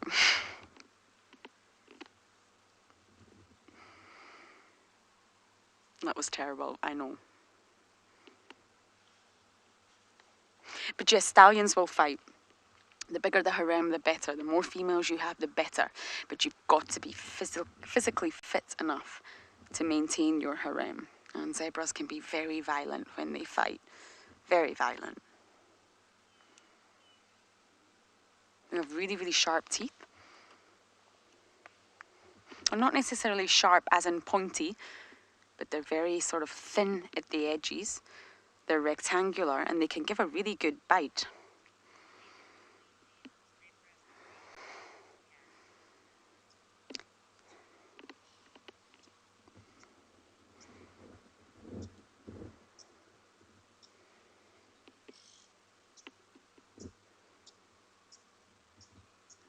being very, very calm next to these impala.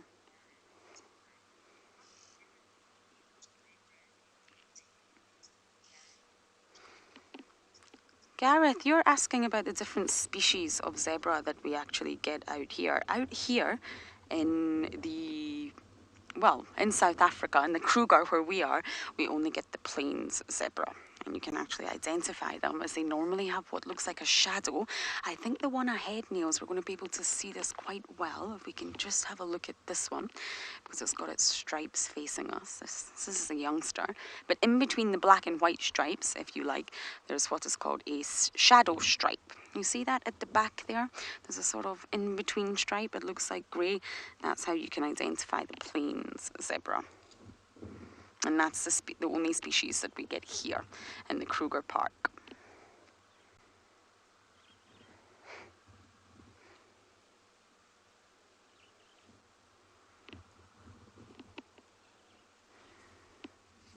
We've got more zebra crossing. Oh, that joke really, really never gets old.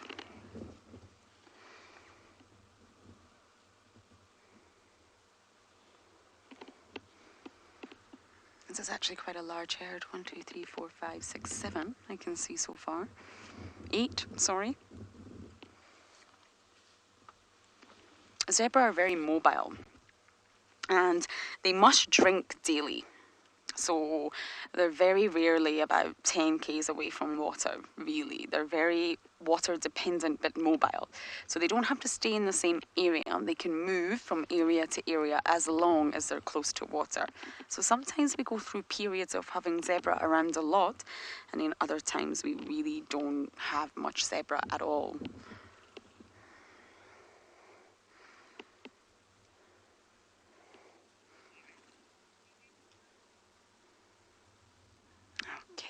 Haven't quite decided my plan yet. Maybe to catch up with these elephants or go back to the den.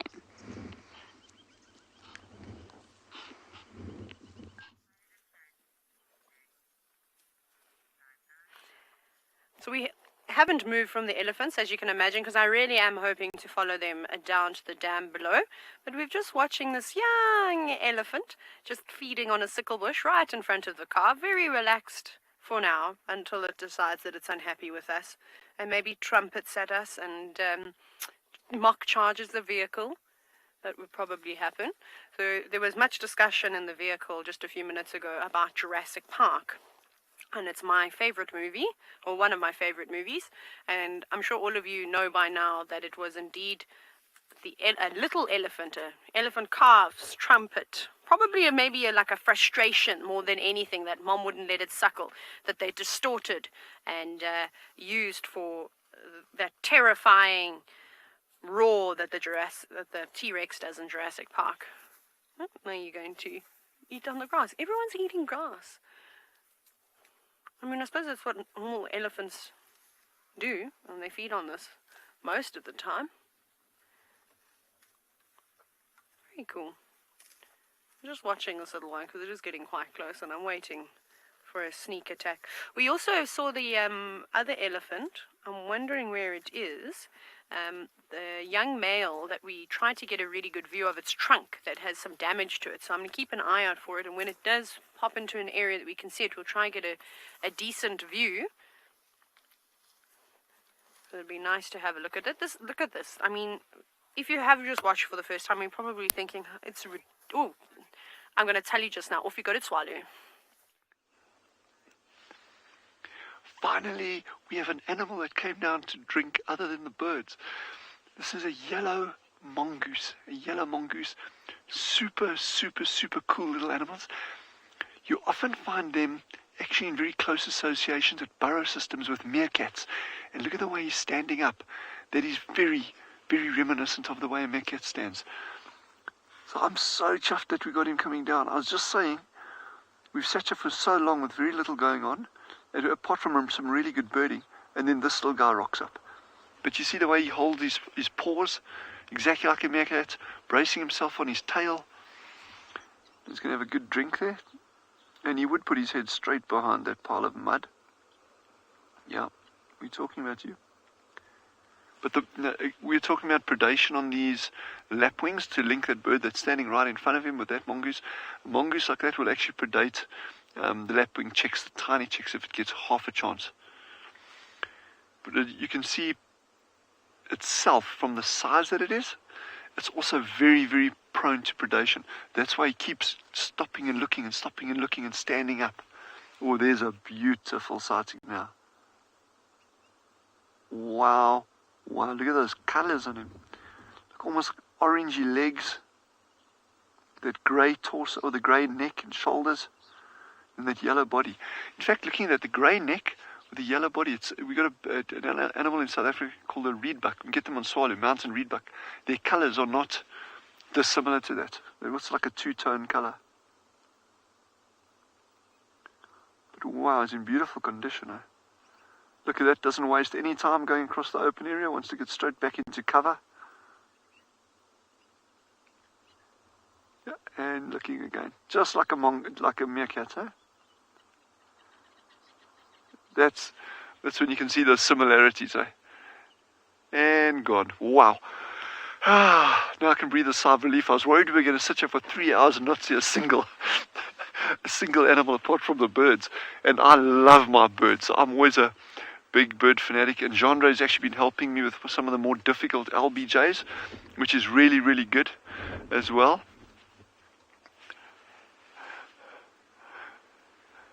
Ruby says she's never seen a yellow mongoose before, and that makes me even happier to see these fun little things, whether it's the birds or insects or mammals that people haven't been exposed to, haven't seen. That has absolutely made my day. Thank you. No, it's brilliant. It's just, and that's the thing, we could sit here for hours and see nothing. But it's not about that. It's just being there. It's being in the moment. It's the wait. It's that expectation. And while we're speaking about birds, old Sheldon the shelduck actually took off and he disappeared. But he took a different direction that takes him straight across to another dam.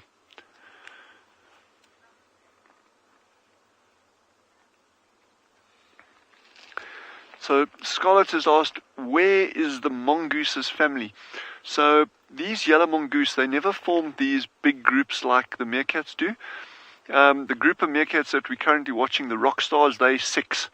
And then we don't know how many pups they got yet. But that is, the number of 6 is probably about the maximum size that these yellow mongoose would normally get to.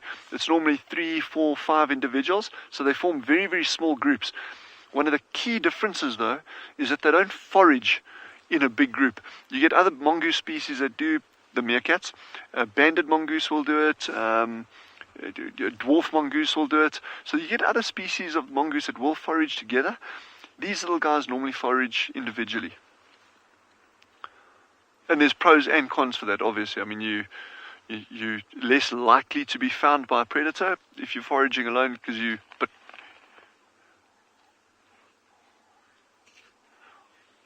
Anushka's just asked, how many species of mongoose do we get in the Kalahari? Well, certainly at Swallow, we've got 4 species. You've got the meerkats, you get yellow mongoose, you get slender mongoose, and those are the 3 most common ones. The meerkats probably being the most common, then yellow and slender. But then up in these mountains that you can see as a background to the dam that Jeandre is panning over, you get a gorgeous one called the grey mongoose. And those ones, they are pretty common up in the mountains, but so rarely seen, just because the terrain is so inaccessible, so few people go up there, and they very, very strictly associated with these rocky areas. Occasionally you'll see them right down on the bottom, but just along the base of the hills. But normally they're way up in amongst the rocks and become very, very difficult to see. But mongoose are great little animals. Sheesh. And you got old Rikki Tikki Tavi that Rudyard Kipling portrayed so well in his writing. So there's some other interesting birds on the other bank. These are really, really cool ones. So to most people, they just look like LBJs, like these really nondescript looking grey birds. Those are called wattled starlings. So they're out of their breeding plumage at the moment. When they're in breeding plumage, the males have got these beautiful wattles on either side of their head, as the name refers to. So that's just nice seeing them coming down and drinking like it. And that bright blue one, that dark blue one that's sitting in amongst it, that's a Cape glossy starling. So there's two different species of starlings just there. It's sitting quietly at a dam like this always pays off. Eh? I'm just so chuffed with that mongoose sighting. Wow, man. That mongoose was great. So those starlings, look how they're all gathered in that one little thing there. They're actually bathing as well as drinking. So they're doing all their normal hygiene things, keeping nice and clean. And they're communal nesters as well. So they don't make one single big nest like the sociable weavers do, but so each pair will make its own nest, but within a near proximity, you can get hundreds of other pairs that have made multiple different nests in a very, very small area, and it's very, very distinctive. So it's actually nice to see that little flock down here. I haven't seen them at this dam for a while now. And then, then across, okay, yeah. So it just shows how good the birding can be, even in a windy and cooler day like today.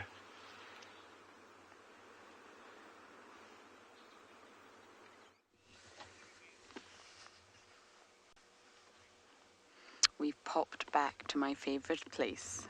Why, you ask? Well, I love this trio. And also, I'm determined to catch Corky here at some point. We were so lucky enough to see the little bundle of joy this morning. It actually popped its head out earlier as well, but then got scared by the elephants. And it's healthy. Many of you were asking what's wrong with the back legs. It's just a natural body shape of hyenas. They have small, weak back legs. The spine sort of slopes down at the back. Not weak, sorry, weaker, because they're sort of, well, they've evolved this strange body shape due to their lifestyle, which does include scavenging and pulling carcasses. So they need the front end of their body to be very strong. The cub looks well, it looks healthy. The belly, the little tummy looked relatively full. So Corky's feeding it. She has to be. Otherwise this cub would not survive. So I keep thinking every time I visit, we're going to see corks. And we just don't. So I wonder if they're doing some sort of timeshare. Not intentionally, but I wonder if Ribbon gets sort of up and mobile at night time and goes on the hunt or scavenges or just generally causes trouble somewhere, and Corky comes. I spent a lot of time with Corky as the matriarch at her communal den, which was Philemon's Dip Den 1 back in the day, and she was very much exactly the same as Ribbon, a diurnal feeder.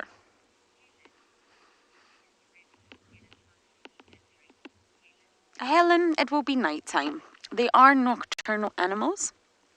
They're nocturnal species, which means that it's entirely normal for them to sleep all day. We sleep all night, and we're awake all day. They're just the opposite. So although it looks like she's been lazy, she's just doing exactly the same as we humans do, just the opposite way round. Normally when I sit here right till the end of drive, we do find that Ribbon gets very active as the sun goes down, as do most nocturnal predators. And that's basically environmental cues causing internal... Sorry about that. Causing internal biological cues.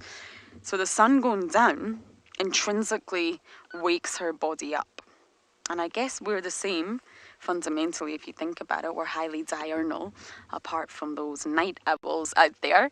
But we are essentially diurnal. And when that sun pops up, a lot of us are awake, because that's the way we've evolved to be.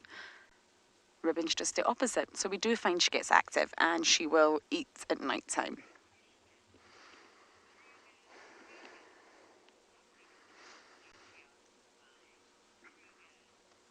Kruger, a matriarch? Well, it's a great life being a matriarch, because you're in charge. Everyone must bow down to you.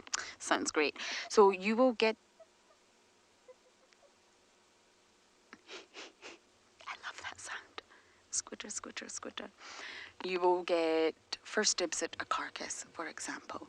Hyenas can, well, they can be quite violent and aggressive with one another when it comes to a carcass, as just as lions are.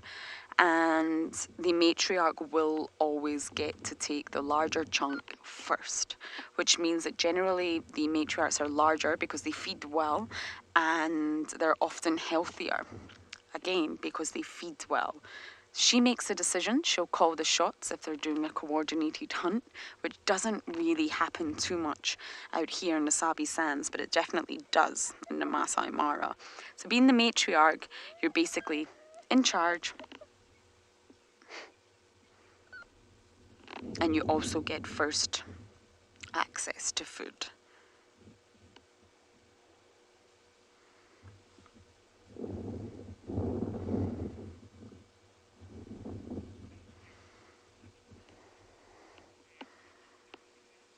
Veronica, you only really see hyenas all together at communal dens.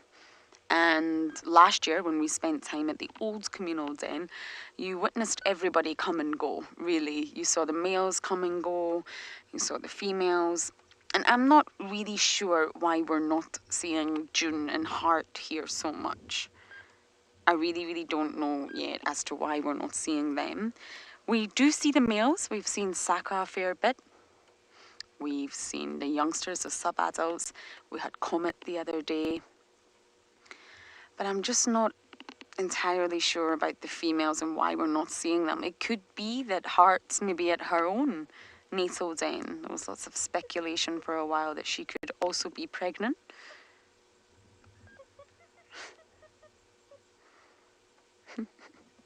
And I saw June the other day with Tandy. So June's alive and well, but I also don't understand why she's not coming here. She got quite badly injured in the matriarchal takeover.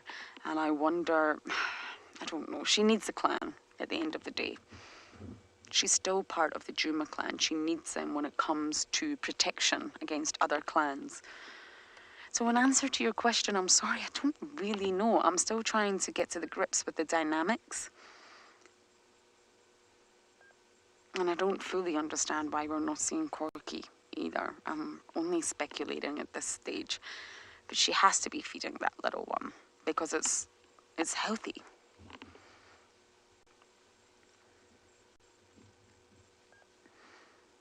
And it just puts me in this position. Should I leave? Should I take a bumble? Or should I stay in case Corky comes? Patience pays off, as we all saw this morning.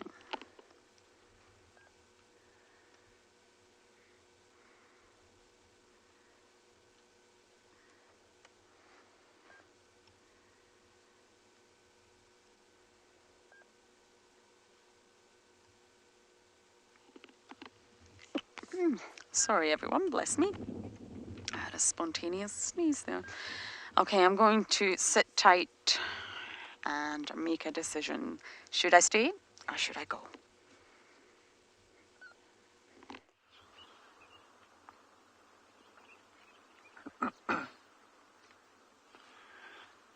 So we're still watching. Just after that mongoose left, these lapwings were actually on the far. They flew right across the left-hand side to the dam, and then they disappeared completely, and then the group came back again to the same spot.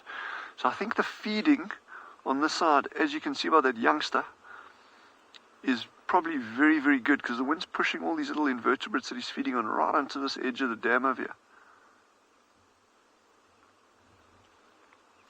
I mentioned a lanner falcon earlier. So that is a goshawk is more designed for chasing birds in between bushes. The lanner falcons are going to be sitting probably 100, 200 meters away from a waterhole like this. And what they do is they'll just sit and watch from a distance. And in fact, you can see these doves coming past you through the frame on quite frequently. So there's a lot of bird activity around you now. And you'll get a lanner falcon that'll be sitting far away. And then he'll come in low and fast. And I mean, for us to even catch a moment like that, we'd be extremely lucky. But these doves that are coming in here now, that's going to be prime food items for lanner falcons. Also, one of our big things that I'm still looking for, and I haven't got it right yet for the past couple of weeks, is African wildcat.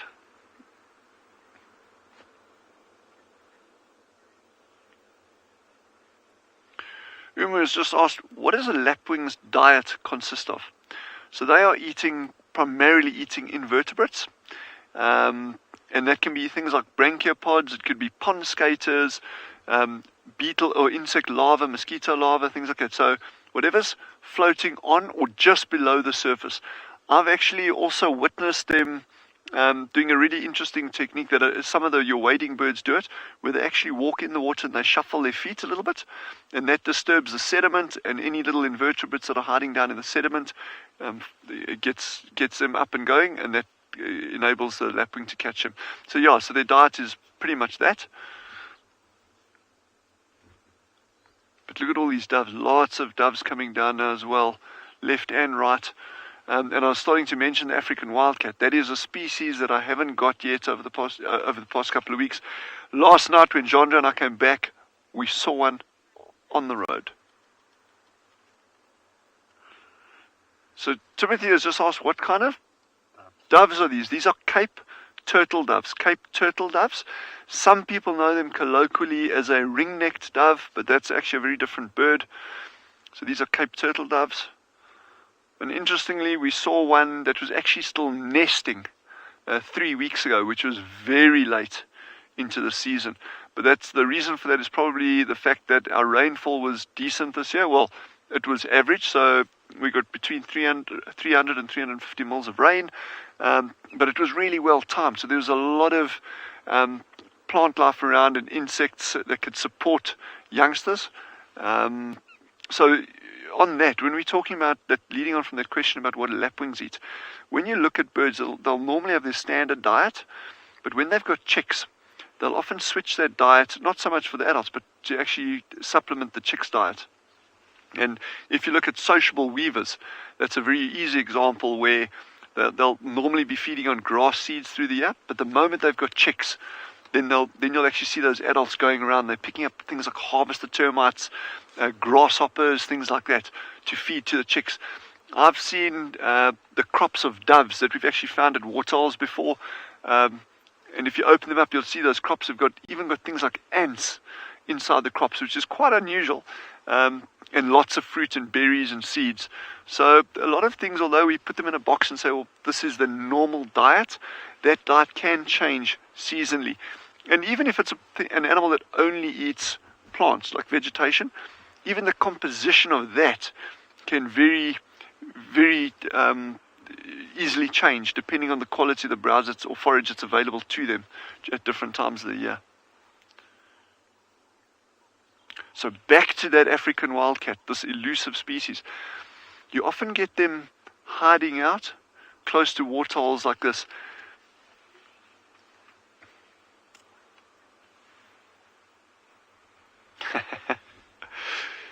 Jenna, who's 14, has asked a wonderful question in terms of the color of birds and that. So Jenna has asked, why are some birds, in fact a lot of birds, are the females more dull than the males? Certainly in terms of color. Okay, there's a very, very good evolutionary reason for that, or whatever you want to believe. And that is, the key thing there is, it's often your females that are doing the nest building. Some species both help with the nest building, but it's very often the female that does it, and it's very often the female that is the one that's consistently incubating those eggs. Now, you don't want to be sitting on your nest and you are super brightly colored. Then you're kind of like painting a target flat bang on top of your nest and saying, well, come eat me as fast as you can. Males in an environment tend to be more expendable because they are, by the nature, they are fighting, they are defending territories, they got to advertise territories, whereas the females are actually really the golden ones. The females, so to speak, are the golden goose. They're going under the radar. They want to be not seen. They want to hide their nests, hide their eggs, so they can raise chicks.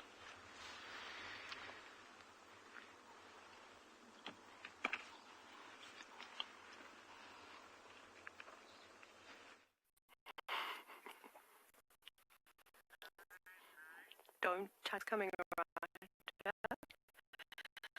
I know, I think I drove through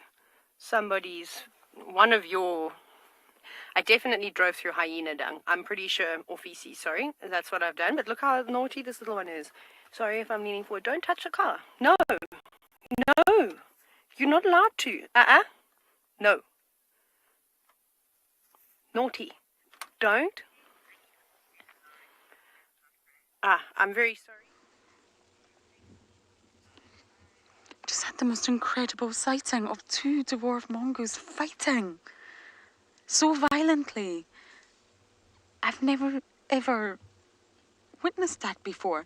And believe it or not, this is the exact same location that Davy and I saw mongoose yesterday. Or was it this morning? One of the two. I think that's a fighting pair. I've never seen mongoose fight before. Okay. I think we're going to have to risk turning the old engine on. Okay. The engine never wants to start. They were standing up on their hind legs, boxing.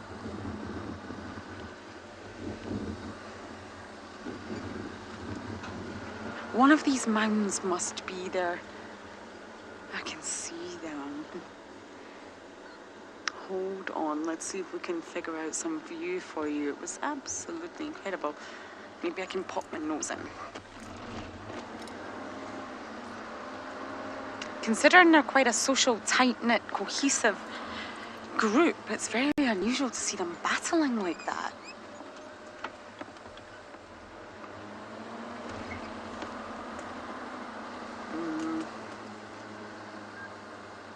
I mean, I hope it's not this termite mound. This is the least impressive termite mounds of all termite mounds. So I hope that's not in their network.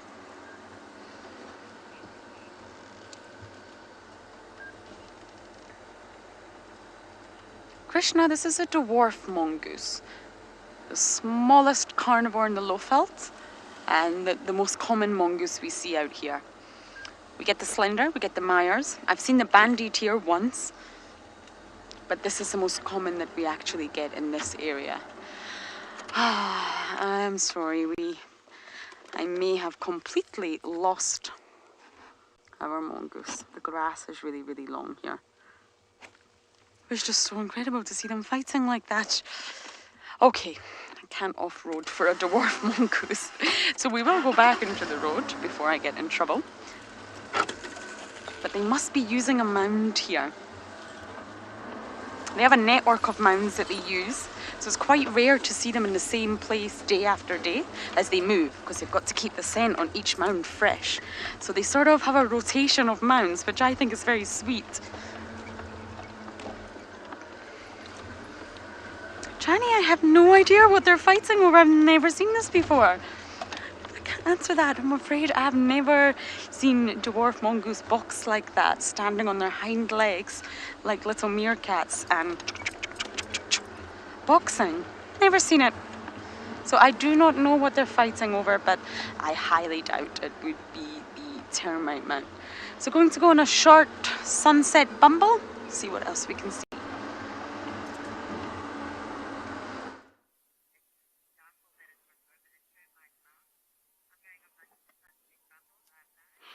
So, well, you're back with us. We haven't gone anywhere. Now, the hyena on the right was the one that was very curious about our vehicle and right up to smell the car, but has now grown bored of us because we didn't touch it, we didn't feed it, we didn't do any of the things. And I was saying to Kat today that my primary school teachers would be so impressed that my self-control has improved tenfold, because I always used to fail the self-control thing, as you can imagine, when I was at school, but I've definitely got much better. And it's really tough. I can promise you right now, it crosses every guide's mind. If I just reach out and just touch that hyena, if I just reach out and just touch that elephant as it walks past, is it going to know? What will it do? And of course we don't do these kinds of things because I'm pretty sure that hyena will take my fingers off. So, and well, you can imagine an elephant could do a lot worse to you. So even though it is very, very tempting, it is so important when you're on a safari to not cross those boundaries and to not let the animals touch the car, nor let anybody on your vehicle touch the animals. I suppose it goes hand in hand.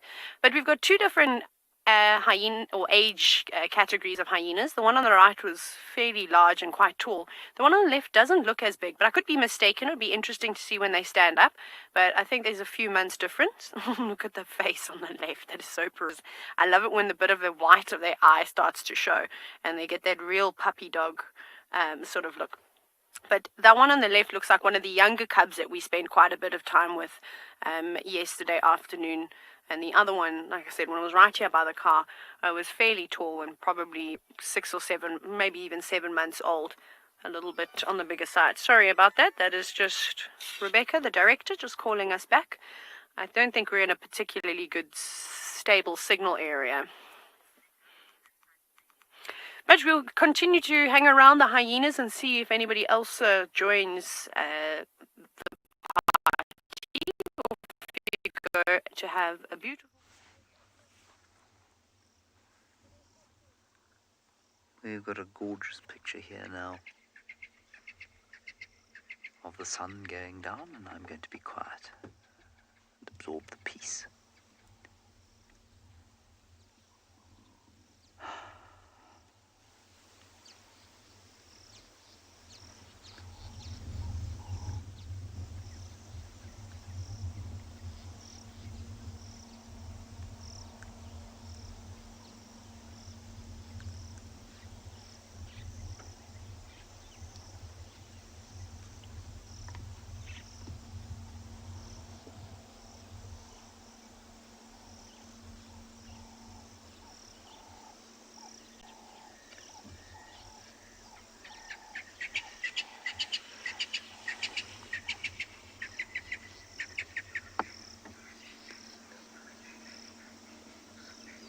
Mainly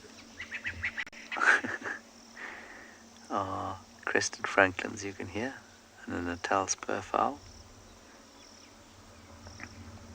And there was also, if you listened very carefully, a grey-headed bushshrike going krr, krr, krr, krr.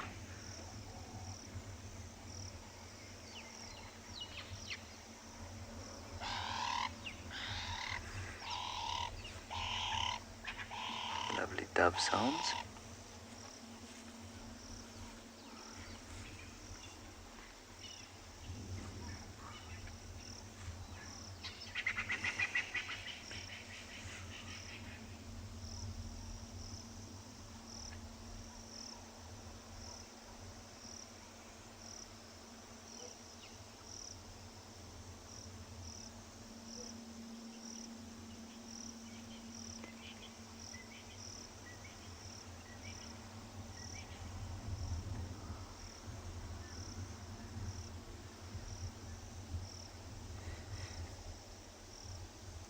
Crickets are starting to call now, stridulate.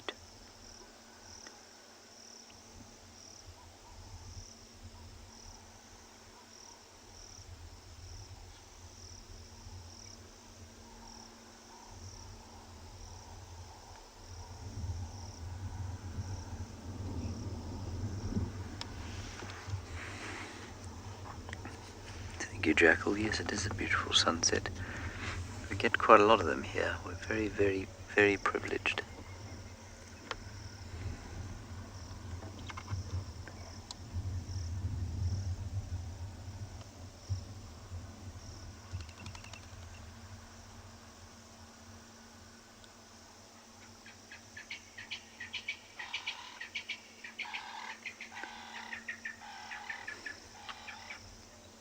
And there it goes.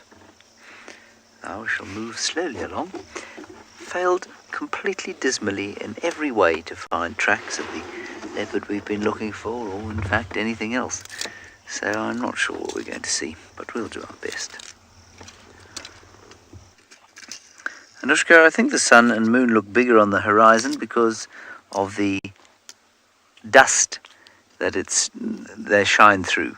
So basically I forget which property of light it is. I think it's probably refraction, make the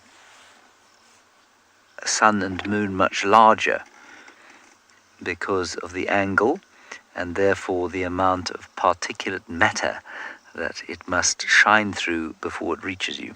I think that's what happens.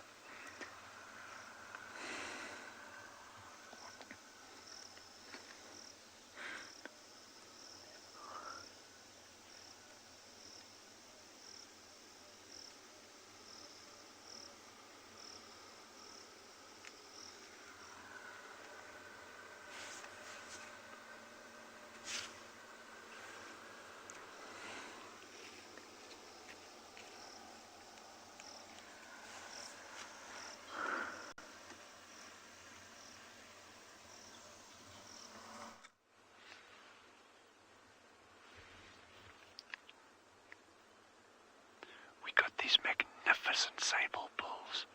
Absolutely magnificent sable bulls that have just walked down to come drink. We've got the one at the water itself, and there's another one approaching from the right. We'll focus on the one at the water first. I want you to look at those horns.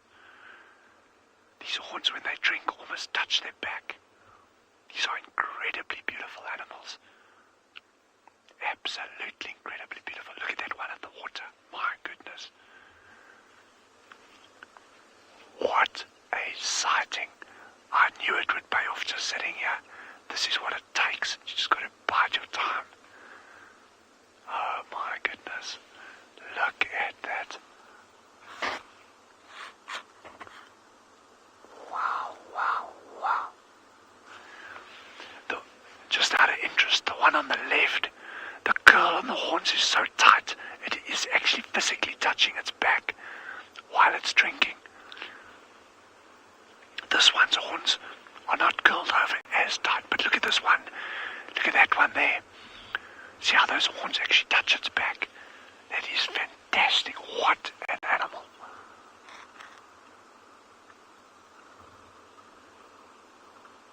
Oh my.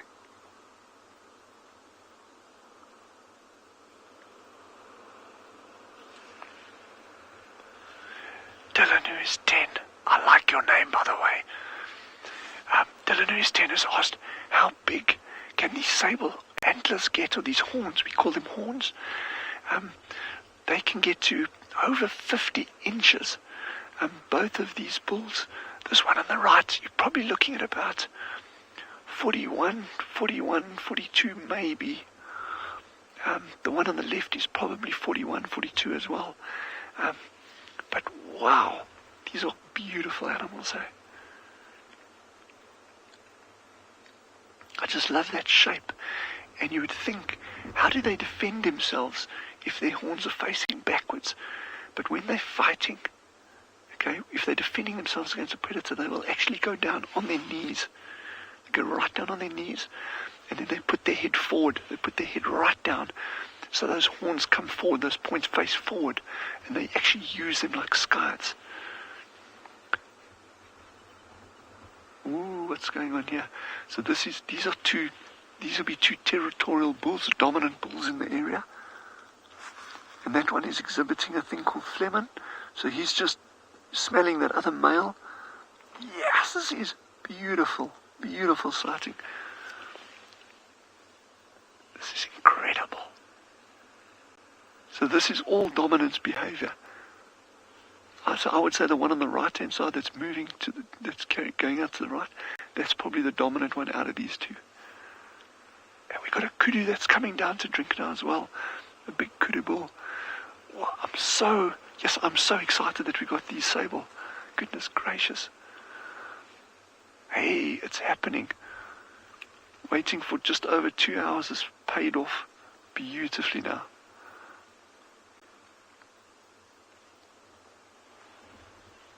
So the wind is perfectly in our favor. It's blowing from the left-hand side to the right-hand side. So these animals can't smell us at all. I'm talking really, really softly. Wow, look at that. Look at that.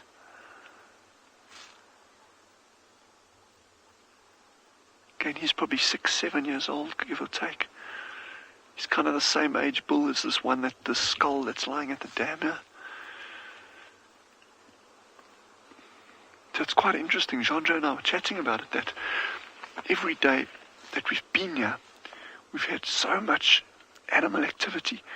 And today's the first day that we've actually had almost nothing until now. So I think it must be this wind, this cooler weather that's settling in, that's doing this to them. But I'm just really pleased, very grateful in fact, that these two sable, the mongoose, this kudu, have popped in now. It's just so good to see. Still very alert, those ears are back, just twitching the whole time, listening for any sound of danger, presence of wild dog, cheetah, leopard. Although both of these sable bulls and this kudu It'll only really be wild dogs that would be a threat to them. A lion potentially as well, of course, yeah.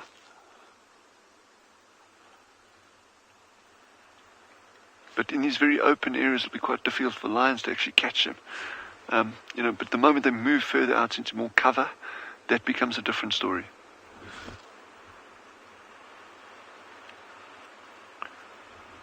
So I'm loving this light on the kudu with those ripples on the water. It is just beautiful.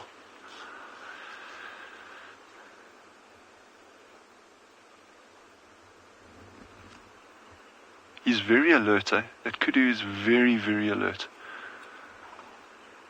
And the fact that he came trotting down to the water from the direction that he started staring in now, so it could be that there's other kudu bulls in that direction that are moving this way. I doubt very much whether he would just be alert and staring there if it was a predator that was approaching. But I could be wrong, Jish. It could be a brown hyena, there could be cheetah coming down here, things that wouldn't necessarily be a threat to him, but that would draw his attention.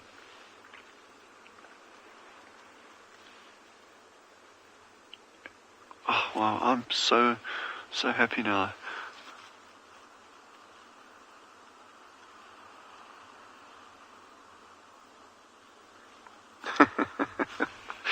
Origami has asked a question, and I like the question very much. It's like, how often do kudu have to go and get their horns recurled? This is like a once-off treatment. So you got that curl, it just stays, it just sits. And just out of interest, I have an origami kudu on my desk in my office. Maybe I'll actually bring him out tomorrow. Yeah. Rebecca, one of our directors, has just said it's like a 1980s perm. I have no idea what perm she has, but it's time to change. Yes, that is a beautiful bull. Oh, there's a giraffe. That's what he was watching. He was watching the giraffe coming in. So you see, again, we didn't know that there's an animal there. We didn't know that the sable are going to spar. Sorry, I'm jumping around you, but it's just getting so exciting. I'm getting so excited here. The sable made a feint. The one made a feint at the other one. Watch this. And remember I was telling you about the dominance thing? Look. Ooh. Look. Oh, nice. So this could all build up to a more serious fight. Typically animals really try to avoid physical clashes, because remember, listen, look at that. Every time they actually fight seriously, they risk injury, and if you're injured in these environments, you're compromised, and a compromised animal there's every chance of it dying. You're being caught by a predator or getting infection or something. So most displays are really that. They kind of shows of strength, even the pushing, the initial sparring, and it very rarely escalates into a full-blown serious fight.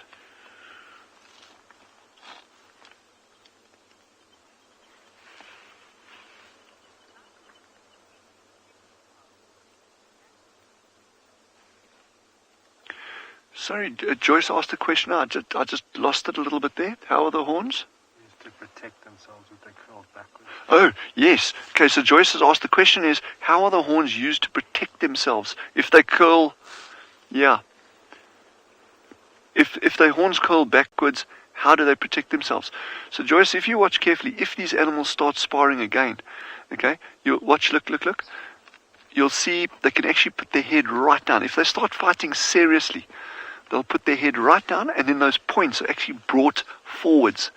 And then they use them like scythes. They are absolutely lethally dangerous. And they are incredibly strong, and they're incredibly fast. And there are numerous records of sable actually effectively defending themselves in attack against lions, where they'll actually kill lions. But this, what you're seeing now, this side-on, is classic sable. These two bulls are just sizing each other up now. That's all they're doing. They're kind of getting the measure of each other. Look. You remember I was saying about the head down? And they can inflict very, very serious injuries on each other like this. But at the moment, this is all just sizing up, sparring. Yeah, just when I thought it was going to be a nice quiet afternoon at the water, we get this. Oh yeah. Just never, you just never know what you're going to get. It's like a box of chocolates.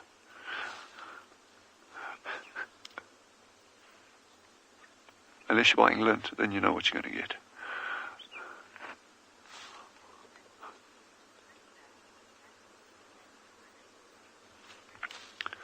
Patricia has asked what animals are sable related to. So they are antelope. They are antelope, but the one that we get at Swallow that they're very closely related to are roan, R-O-A-N, roan antelope, and they both belong to the same genus, which is Hippotragus. And this is Hippotragus niger, meaning black. And these bulls are strikingly beautiful animals. In South African, one of the local languages here is called Afrikaans. It's very similar in some ways to Dutch. And the Afrikaans name for this animal is a swart wit pens, which means a direct translation is it's black with a white stomach.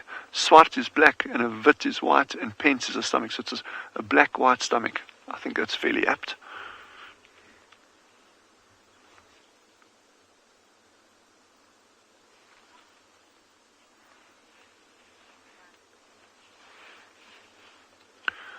Gemma has commented that they both look to be in prime condition.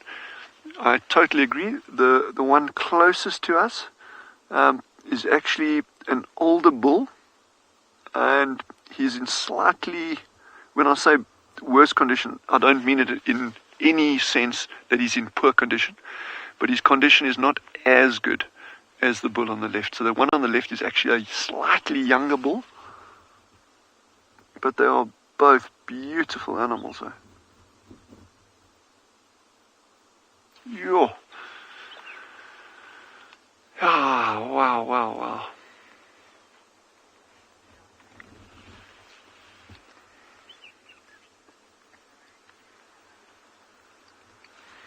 So there's a big giraffe bull that's also come down here, and but I'm just so enjoying the sable and that. And it's something that you don't see all that often. I mean, you see it on Swallow regularly, but I think for many of the viewers, you don't see it all that often, yeah. But have a look at this big giraffe bull. And remember we mentioned how the kudu was watching something in the bushes there? We didn't know what it was whatsoever. But there you go. It just shows, even if you cannot see something, the things around you in the bush are always giving you little clues if you just take the time to observe carefully. Their entire survival hinges on being vigilant and being able to pick up clues from other things. So that kudu will stand and watch something. No, okay, there's a sound or there's something walking there, I'll watch it. And that'll often give it away. And there it is, the giraffe.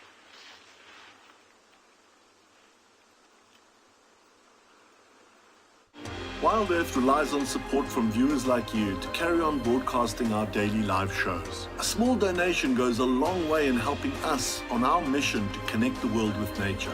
Please visit our support page to see how you can help and become part of the Wild Earth family. Patience does pay off. That's the one thing that nature will teach you. And it's a lesson that I definitely learned. British people don't tend to be that patient. But with nature, there's no choice. And it always pays off eventually, just like Corky's little cup this morning.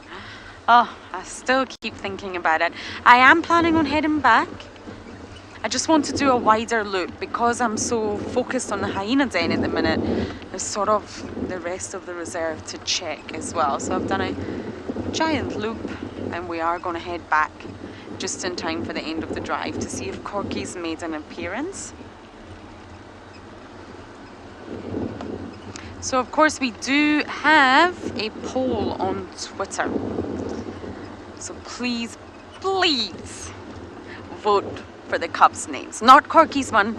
I'm afraid we've given you a choice of 4 names, and you can vote. Vote for 2, and these names will then be selected after 24 hours and be given to Ribbon's little ones, and I'm very much looking forward to them having proper names. We unofficially called them Bow and Tie, but that was just cute little nicknames. That, of course, is not what they're called. We just needed to try and differentiate them, because I at one point thought one could have been a girl, but I think we've definitely settled on the fact that they're now both boys. And they're the calmest hyena cubs I have ever seen.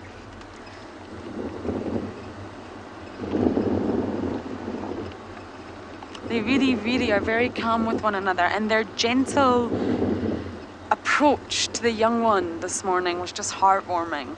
They seem to know that they can tear chunks out of one another, but when it actually comes to this small little one that belongs to Corky, they're very gentle with it. Now, if Corky is nocturnally suckling, which she has to be, I just wonder if this is a good time to check the den.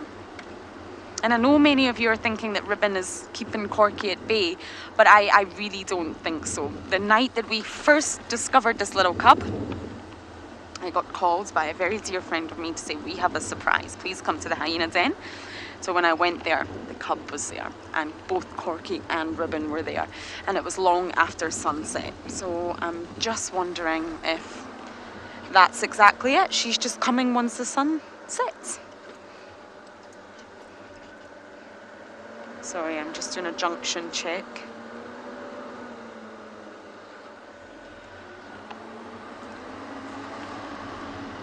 It's driving both James and I bananas, the leopard situation. We know our leopards very well here, as most of you know. And things have changed, things have shifted, so it's back to the drawing board to figure out where they all are, what routes they're taking, what paths they're taking. And it's normal and it's natural for things in an environment to shift, especially between seasons. But yes, it's driving both James and I bananas.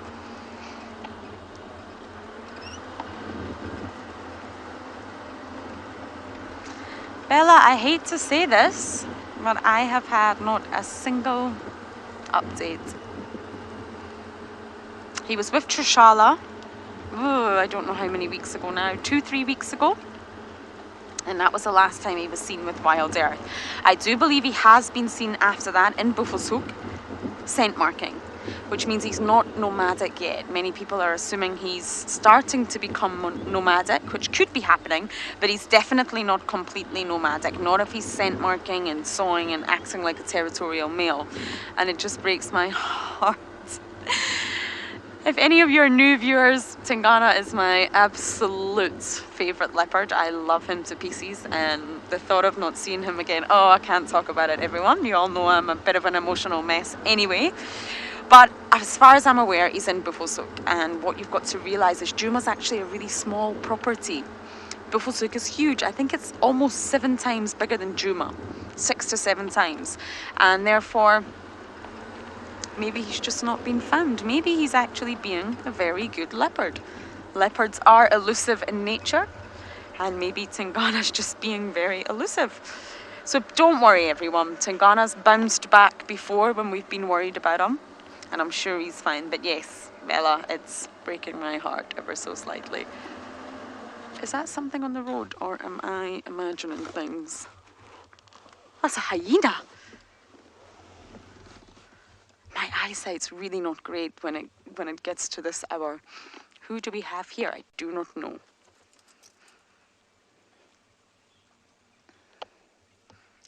Oh, 2 hyenas. This is fantastic.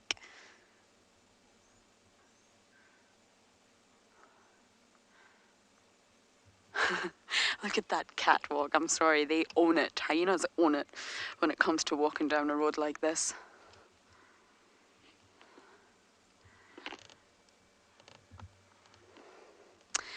Niels, I actually think I'm just going to reverse a little bit because I am blocking the road and I don't want to. We should never block animals' paths. No, hyena, don't go. I'm giving the road to you.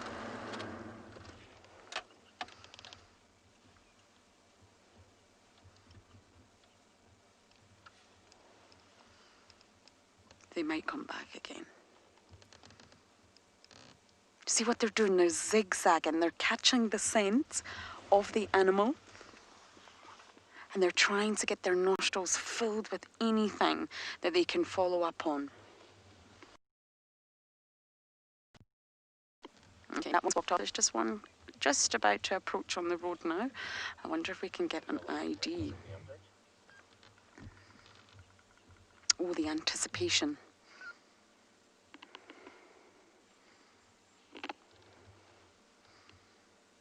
It's coming, I promise. Oh no, it's taking the same path as the other one. It's right behind the vehicle. Okay, let me turn around. Anticipation is key when working in wildlife, but let's not forget, we don't always get it right. Okay, I can see them slinking off. I'm going to try and keep up with this pair, find out who they are. Hopefully, they might lead us back to the den.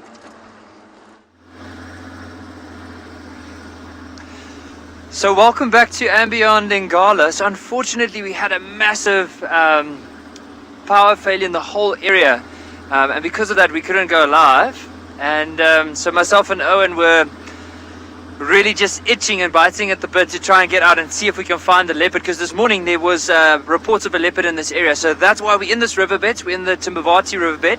We're going to drive all the way in the direction where the sun is setting, so in a westerly direction, and hopefully there's some signs of a leopard near the banks.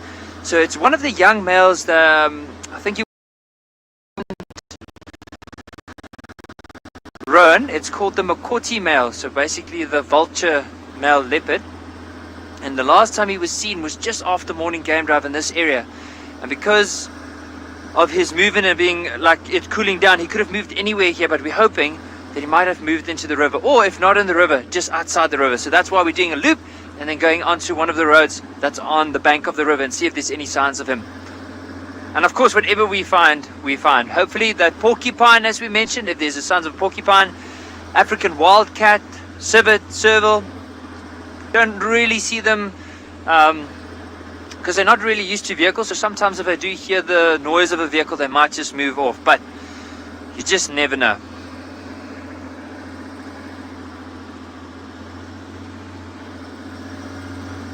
But it has been a beautiful afternoon. I mean, the sunset this evening was incredible. So we were in the riverbed, and basically there was quite a few big trees on the bank, and we can just see the sun setting behind that. And it's still nice and warm. It's not as cold as some of the other evenings. Just want to quickly have a look and make sure I don't miss this leopard as we're driving past.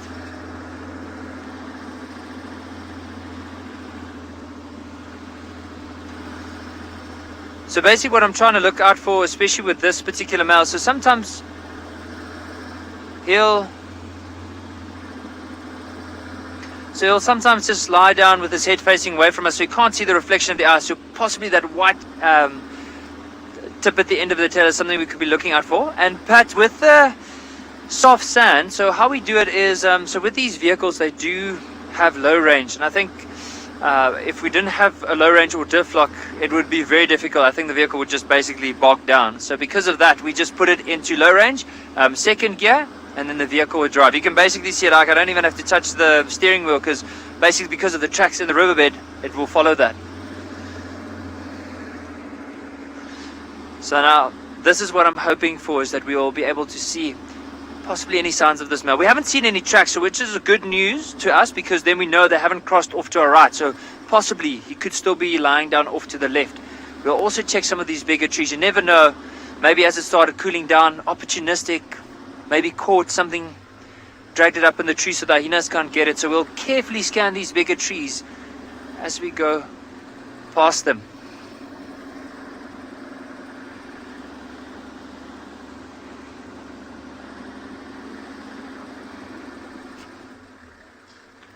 So now I just want to take it out of the low range into high range, because if I don't do that, then we're not going to get very far very quickly.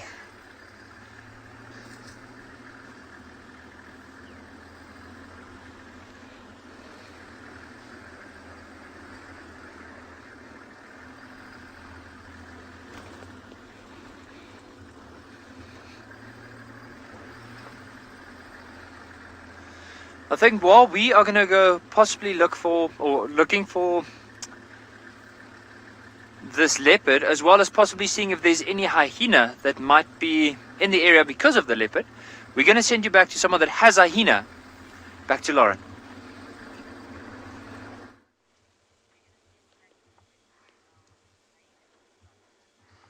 We've caught up with them, the two of them. This is Luca, Mr. Smiley Face. He's got a smiley face with a spot pattern. And I think everyone, I could be wrong because we've not had a good look at it yet. The other one is Kosa, who we've not seen in quite a while. They're heading in the direction of the den, but they're stopping, they're smelling, they're stopping, they're smelling. And it really emphasizes what we say about nocturnal animals. It's chilly now, the sun is going down and the hyenas are awake. They're yawning and they're... Oh, please don't tell me you just went to sleep, Luca. You've just embarrassed me. Okay, we're going to go forward, Niels.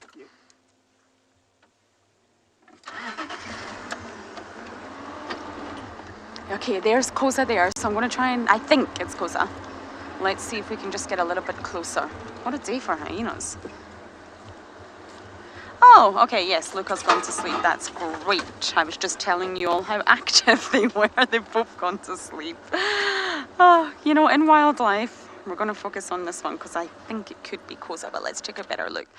Wildlife will always throw you under the bus. A little bit tricky to see the spot pattern. Definitely think it's male. I think this is Kosa. Got a heart, love heart on his right side. But please, hyena experts out there, if you can figure this out, do let us know. Hashtag Wild Earth. Some of you are incredible. But if it's Kosa, that's great news because we've been a little bit worried about the lack of sightings of him. So it's two males. And they've just gone to sleep in the middle of nowhere. Luca's right there, not too far away. And they were just strolling along the road. Wanderers. I imagine when the sun goes further down, they are going to head to the communal den. They're part of the Juma clan. They're immigrant males, which means they were not born into the Juma clan. But I imagine they're just going to sniff their way. If they come across a leopard, bingo. If they don't, then I think they're just going to head to the den and see what's going on there. What a lucky find.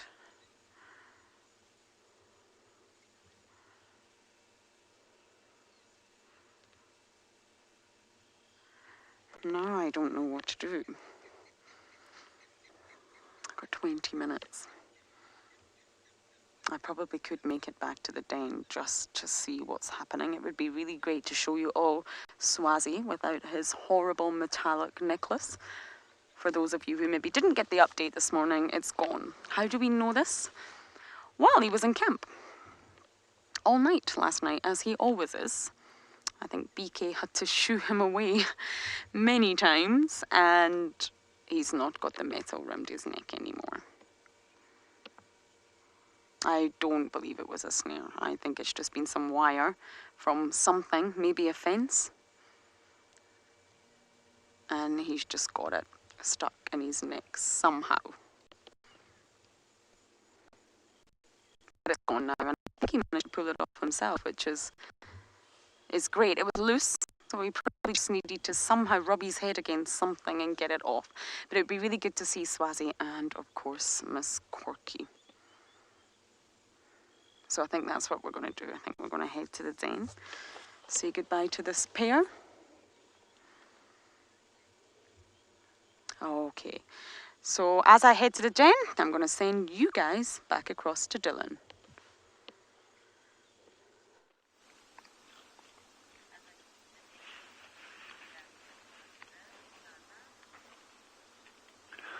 So we're just absolutely loving our time in this little hole in the ground with our branches around us here. But while we're here, we found something quite interesting. And I just want to show this to you. And I know we've had a look at these things a little bit before. Is that close enough, Chandra? Is that good? We've had a look at them before at the same dam, in fact. But just lying in front of the blind, there's this magnificent stone flake. And my fingers have recovered, by the way, after my glass incident. No sympathy required, or I'm sure there wasn't any, but anyway. But this is a beautiful example of a stone flake, probably late Stone Age, so you range probably 40,000 years to the present. But just how beautifully made that is. Off there, the point is a bit broken, but it's actually got, very difficult to see, but it's actually got secondary touch-ups all along the edge over here, which would have given it a really sharp, serrated edge. But yeah, this one's quite worn now, and when you see a chip like that, that's probably a new one, and that's actually quite interesting because one of the challenges when you're looking at or for artifacts in some areas, you actually got what we call pedifacts, and that means things that are created or flakes that are created from feet, probably animals' feet. In other words, animals walking to and from a waterhole over rocky ground will be knocking rocks against each other, and you can get flakes coming off. But it's rare that you'll ever get a flake that is this symmetrical in this pattern as the ones that we're finding over here. But yes, that's just interesting. Yeah, we've had a mongoose drinking, we've had tons of birds, giraffe, kudu, sable bulls coming in sparring. But there's also the other side of it, the early history of man, that is very, very prevalent in these areas. There's always something to see. Even if there's nothing to see, there's always something to see, I promise. And we will find it. But what scenery, eh? Look at this. And it's so great that you're all with us, that you can actually share in this, participate in it, and get involved. That's the best thing ever. And wherever you are in the world, eh? Doesn't matter where you are. I mean, you could be, anywhere. Sitting in Frankfurt, sitting in London, wherever you are. It's just great if you're able to see these kind of things with us, share it. I'm actually hoping, we've still got 15 minutes or so. I don't even know how much time we've got left, but thereabouts. This is a brilliant time of day for brown hyena. This is slap bang in the core territory of a leopard female that's super relaxed. So Magic has asked about one of my favorite animals, another one of my favorite animals. They've asked, are there any crocodiles in this water? Unfortunately not. This water, the Kalahari, has actually got no permanent bodies of water, naturally occurring permanent bodies of water. So what we're seeing at this dam now is just the remnants of the rainy season. In another 3 months, not even, probably another 2.5 months, this is going to be a tiny, tiny, tiny little puddle, and will be decidedly not good for crocodiles. In fact, with some of our colleagues, you may have seen a little, like a water tortoise. Some people call them turtles. We call them terrapins. It's these, some people would know them as a turtle, I guess. But they live in these fresh bodies of water. We don't even have those here. And they're very tolerant of small, muddy bodies of water, but we don't even have those here. So, yeah, crocodiles unfortunately aren't on the cards. We have, speaking of things living in the water, we've actually had pythons. Some people call them Natal pythons, or you're actually known as Natal pythons now, I think, but African rock pythons. We've actually had them hiding in these dams before, because they'll actually submerge the entire body under the water, just with the nose sticking out. And things like these little lapwings that have been coming down here, the yellow mongoose that we've seen. If you get hares, there may even be hares close to us here now. Sorry, I'm just laughing because I missed the hare completely. It was right in front of us. But they will catch things like that come down to drink at the water.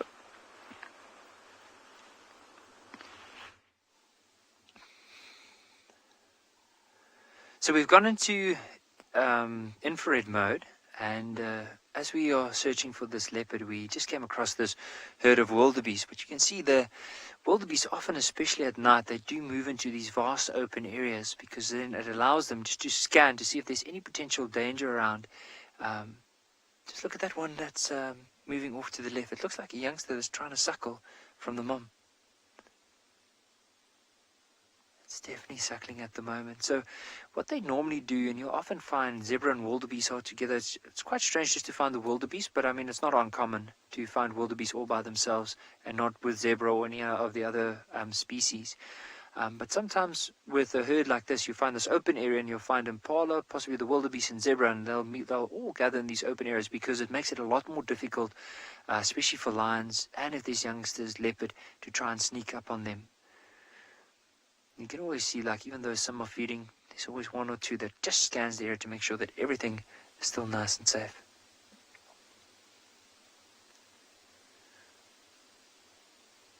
I think one of the best things for me, like, I mean, that it always enhances a guide's experience as well, as when you're able to watch something like a wildebeest in this infrared mode where you do not disturb them at all.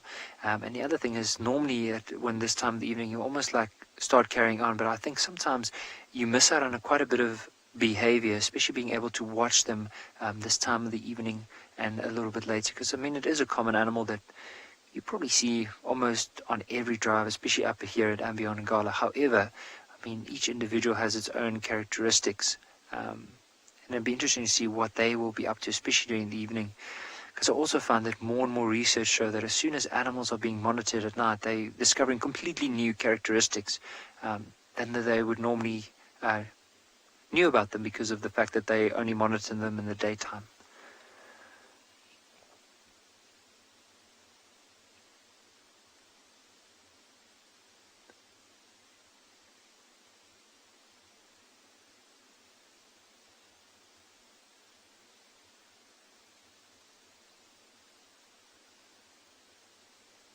You can see that one has a little scratch just behind the back left leg, just giving it a scratch with those lower teeth, almost like a comb, just brushing through the hair. You can almost see, like, also look at the way that they've maneuvered themselves. You can see, like, in that open area, you'll find all the adults are basically on the outer edges and all the youngsters, like, towards the middle. Might even find that at some stage they could go and lie down. So I think with wildebeest, from my personal opinion, is they can see at night, but I don't think, as if you had to compare it against a lion or a leopard, not as well as them, because you'll sometimes see with wildebeest they tend to, if they are disturbed at night, they don't move too far away from their particular area. But I would say in the daytime, probably they have very good eyes.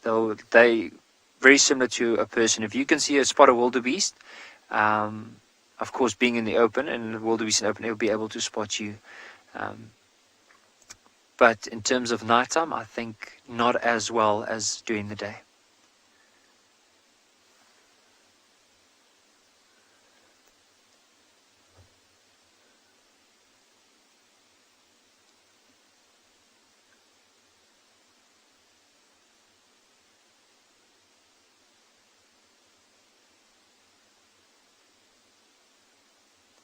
So what I think for now, so you just notice the way that they've positioned themselves, the way that they're moving around. I think this is probably where they're going to be for the evening. So even if they're not disturbed, tomorrow morning they might still be in this area here.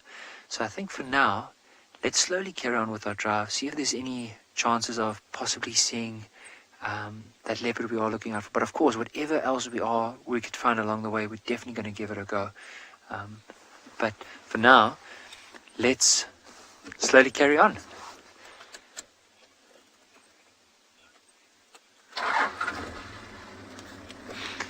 Penelope, that's a very good question. So I personally don't think so, because I mean, with the reflection that you're seeing now, so with the infrared light you can't really see it, but with the normal light, as soon as you shine, like, it actually reflects and it comes back to us. So if, let's say, we were two people walking in, or two people shining a light right in front of us, and it reflects back to me, the person that's maybe 2-3 meters away from me won't be able to see that reflection in the eye because it comes back to me.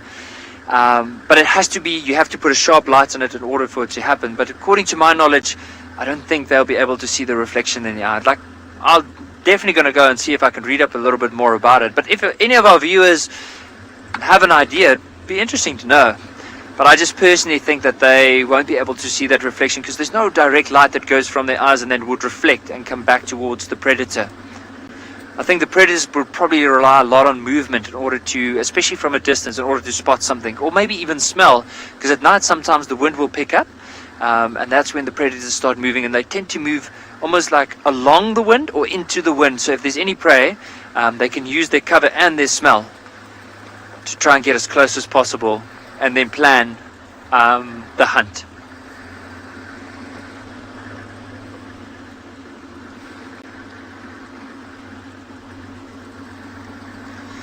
Also, what would be quite nice, I mean, we've been saying leopard, maybe this, but also like a fiery neck nightjar. So that bird, the call is probably one of my favorites. And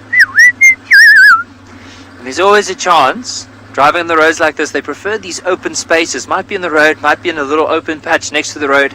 And we'll also see the reflection of the eye. So their eyes, whenever they reflect, I mean, if I look at a wildebeest, the reflection is sometimes like a bluish, greenish color. But with a nightjar, it's like a red color. And so if we do see a red color, we'll definitely stop and see if we can get the nightjar, especially close to the ground.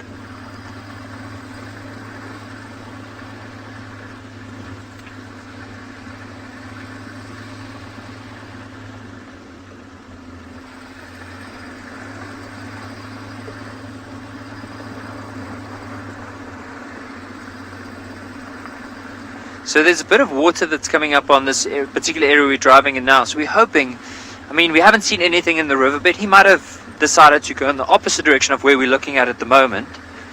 But there's still always a chance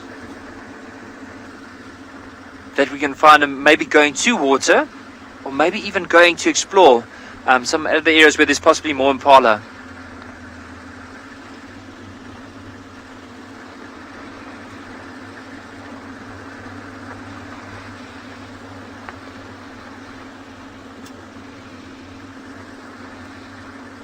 Oh, hyena on the road.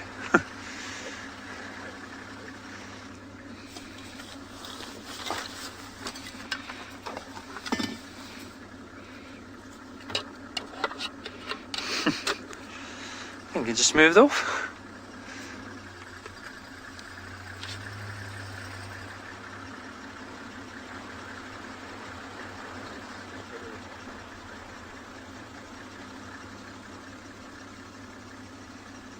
I think that hyena might have just moved off. Sorry, all the excitement, and it ran into quite a thick part of the bush right next to us. But I think while we're carrying on, hopefully see if there's more hyena and possibly that leopard. Let's send you across to Tswalo Kalahari.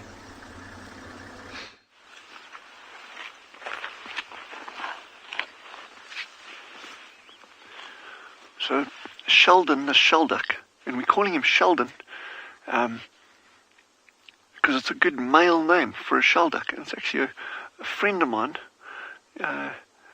in Kenya that suggested the name. So I think it's a lovely name for a shelduck. And he's just came barreling in. He left earlier, but he came barreling in from the northeastern side. There's another dam about 3 k's away from here. Came shooting in from that side, and he's landed here again. So this is going to be my target over the next 2 weeks, apart from porcupines and African wildcats and tree rats. I still want to try to get for you, not just the nest. So I've got a whole lot of species that I'm still going to be working on, but trying to locate this nest. And I'll tell you one really cool thing here. I contacted a friend of mine down in Cape Town, and he's an incredibly good birder, top notch. And I phoned him, I contacted him yesterday and said, listen, Rob, have you got any suggestions on locating a shelduck nest? And he just said they're incredibly difficult, and really the only way, same as we do with any other bird nest, is when you see it fly, go to where you lose sight of it and then go sit there, and then just keep leapfrogging like that, and hopefully you get it. But their nests are incredibly difficult to find. I've never personally seen one, so this is going to be a big one as well if we can get it. And then we can also kind of follow them like the baby meerkats. If we get them, if we know where the nest is, and once they hatch and they come down to the dam, because these nests can be far away. They don't have to be close to the water. They can be over 1.5 kilometers, almost 2 kilometers away from the water.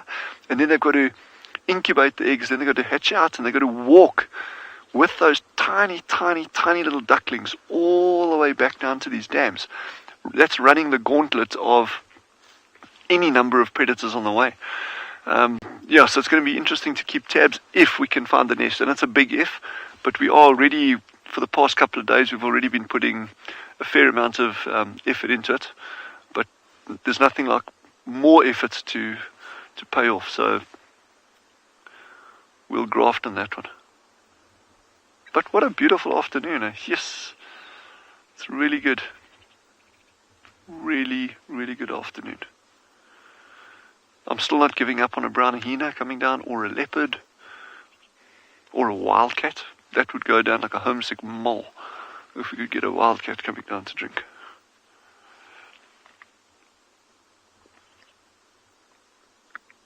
So I think he's actually going to go across. He's been slowly feeding up and down. And his responsibility is big. He kind of does, while the female's down the nest site, he does territorial patrol, keeping other ducks out of the area. And Nishka has just asked, do the female shell ducks look the same as the males?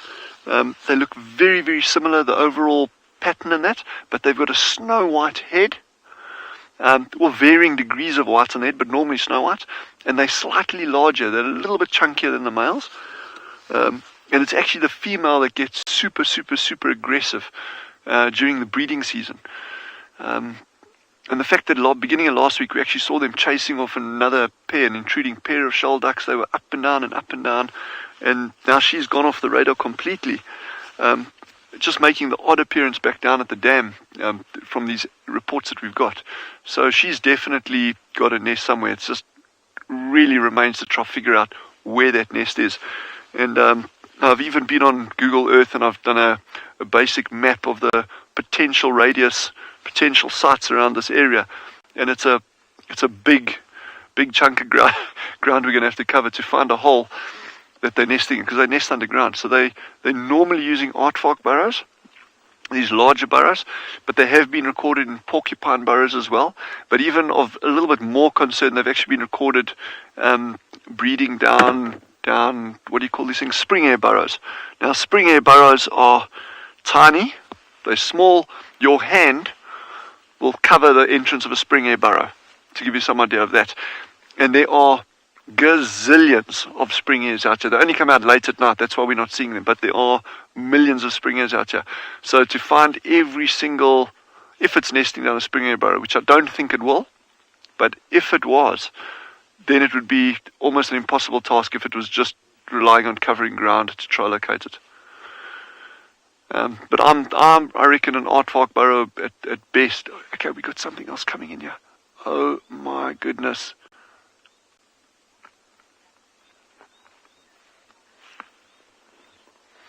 Ian has asked, what will the ducks do if it snows tomorrow? They will put on a down jacket.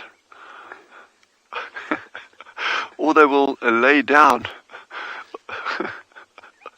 But no, they won't do anything if the female with the eggs will be underground, so she'll be keeping the eggs nice and warm and safe. There'll be no issues there. Nice, good thermoregulatory properties of these burrows. The male, he'll probably just do his best to shelter maybe on the edge of the water under the bushes, but I don't think our snow falls up in our areas, and I've seen that twice in 15 years, or normally it's like a coating, a dusting of snow at best. You know, we say snow, but it's I wouldn't try skiing on it.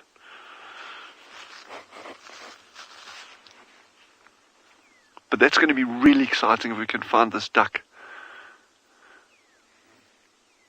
There's more wildebeest coming in. We can actually hear them somewhere behind us. But I'm so look what we've seen today. And it started off slowly, but we've had beautiful birding, the antelope coming in, the giraffe, the shell duck disappearing and coming back. The mongoose for me was probably one of the highlights. It's just like all been so good. And again, I don't want to like flog it, but you never know what to expect out here. And it's just spending the quality time, is really what pays off. And again, that's whether it's in your own garden or on a balcony if you've got a couple of pot plants. Just look carefully, you're going to see stuff. Anyway, have an amazing night's rest. It's wonderful having you with. Stay safe, stay warm, and we'll see you again tomorrow morning. Goodbye.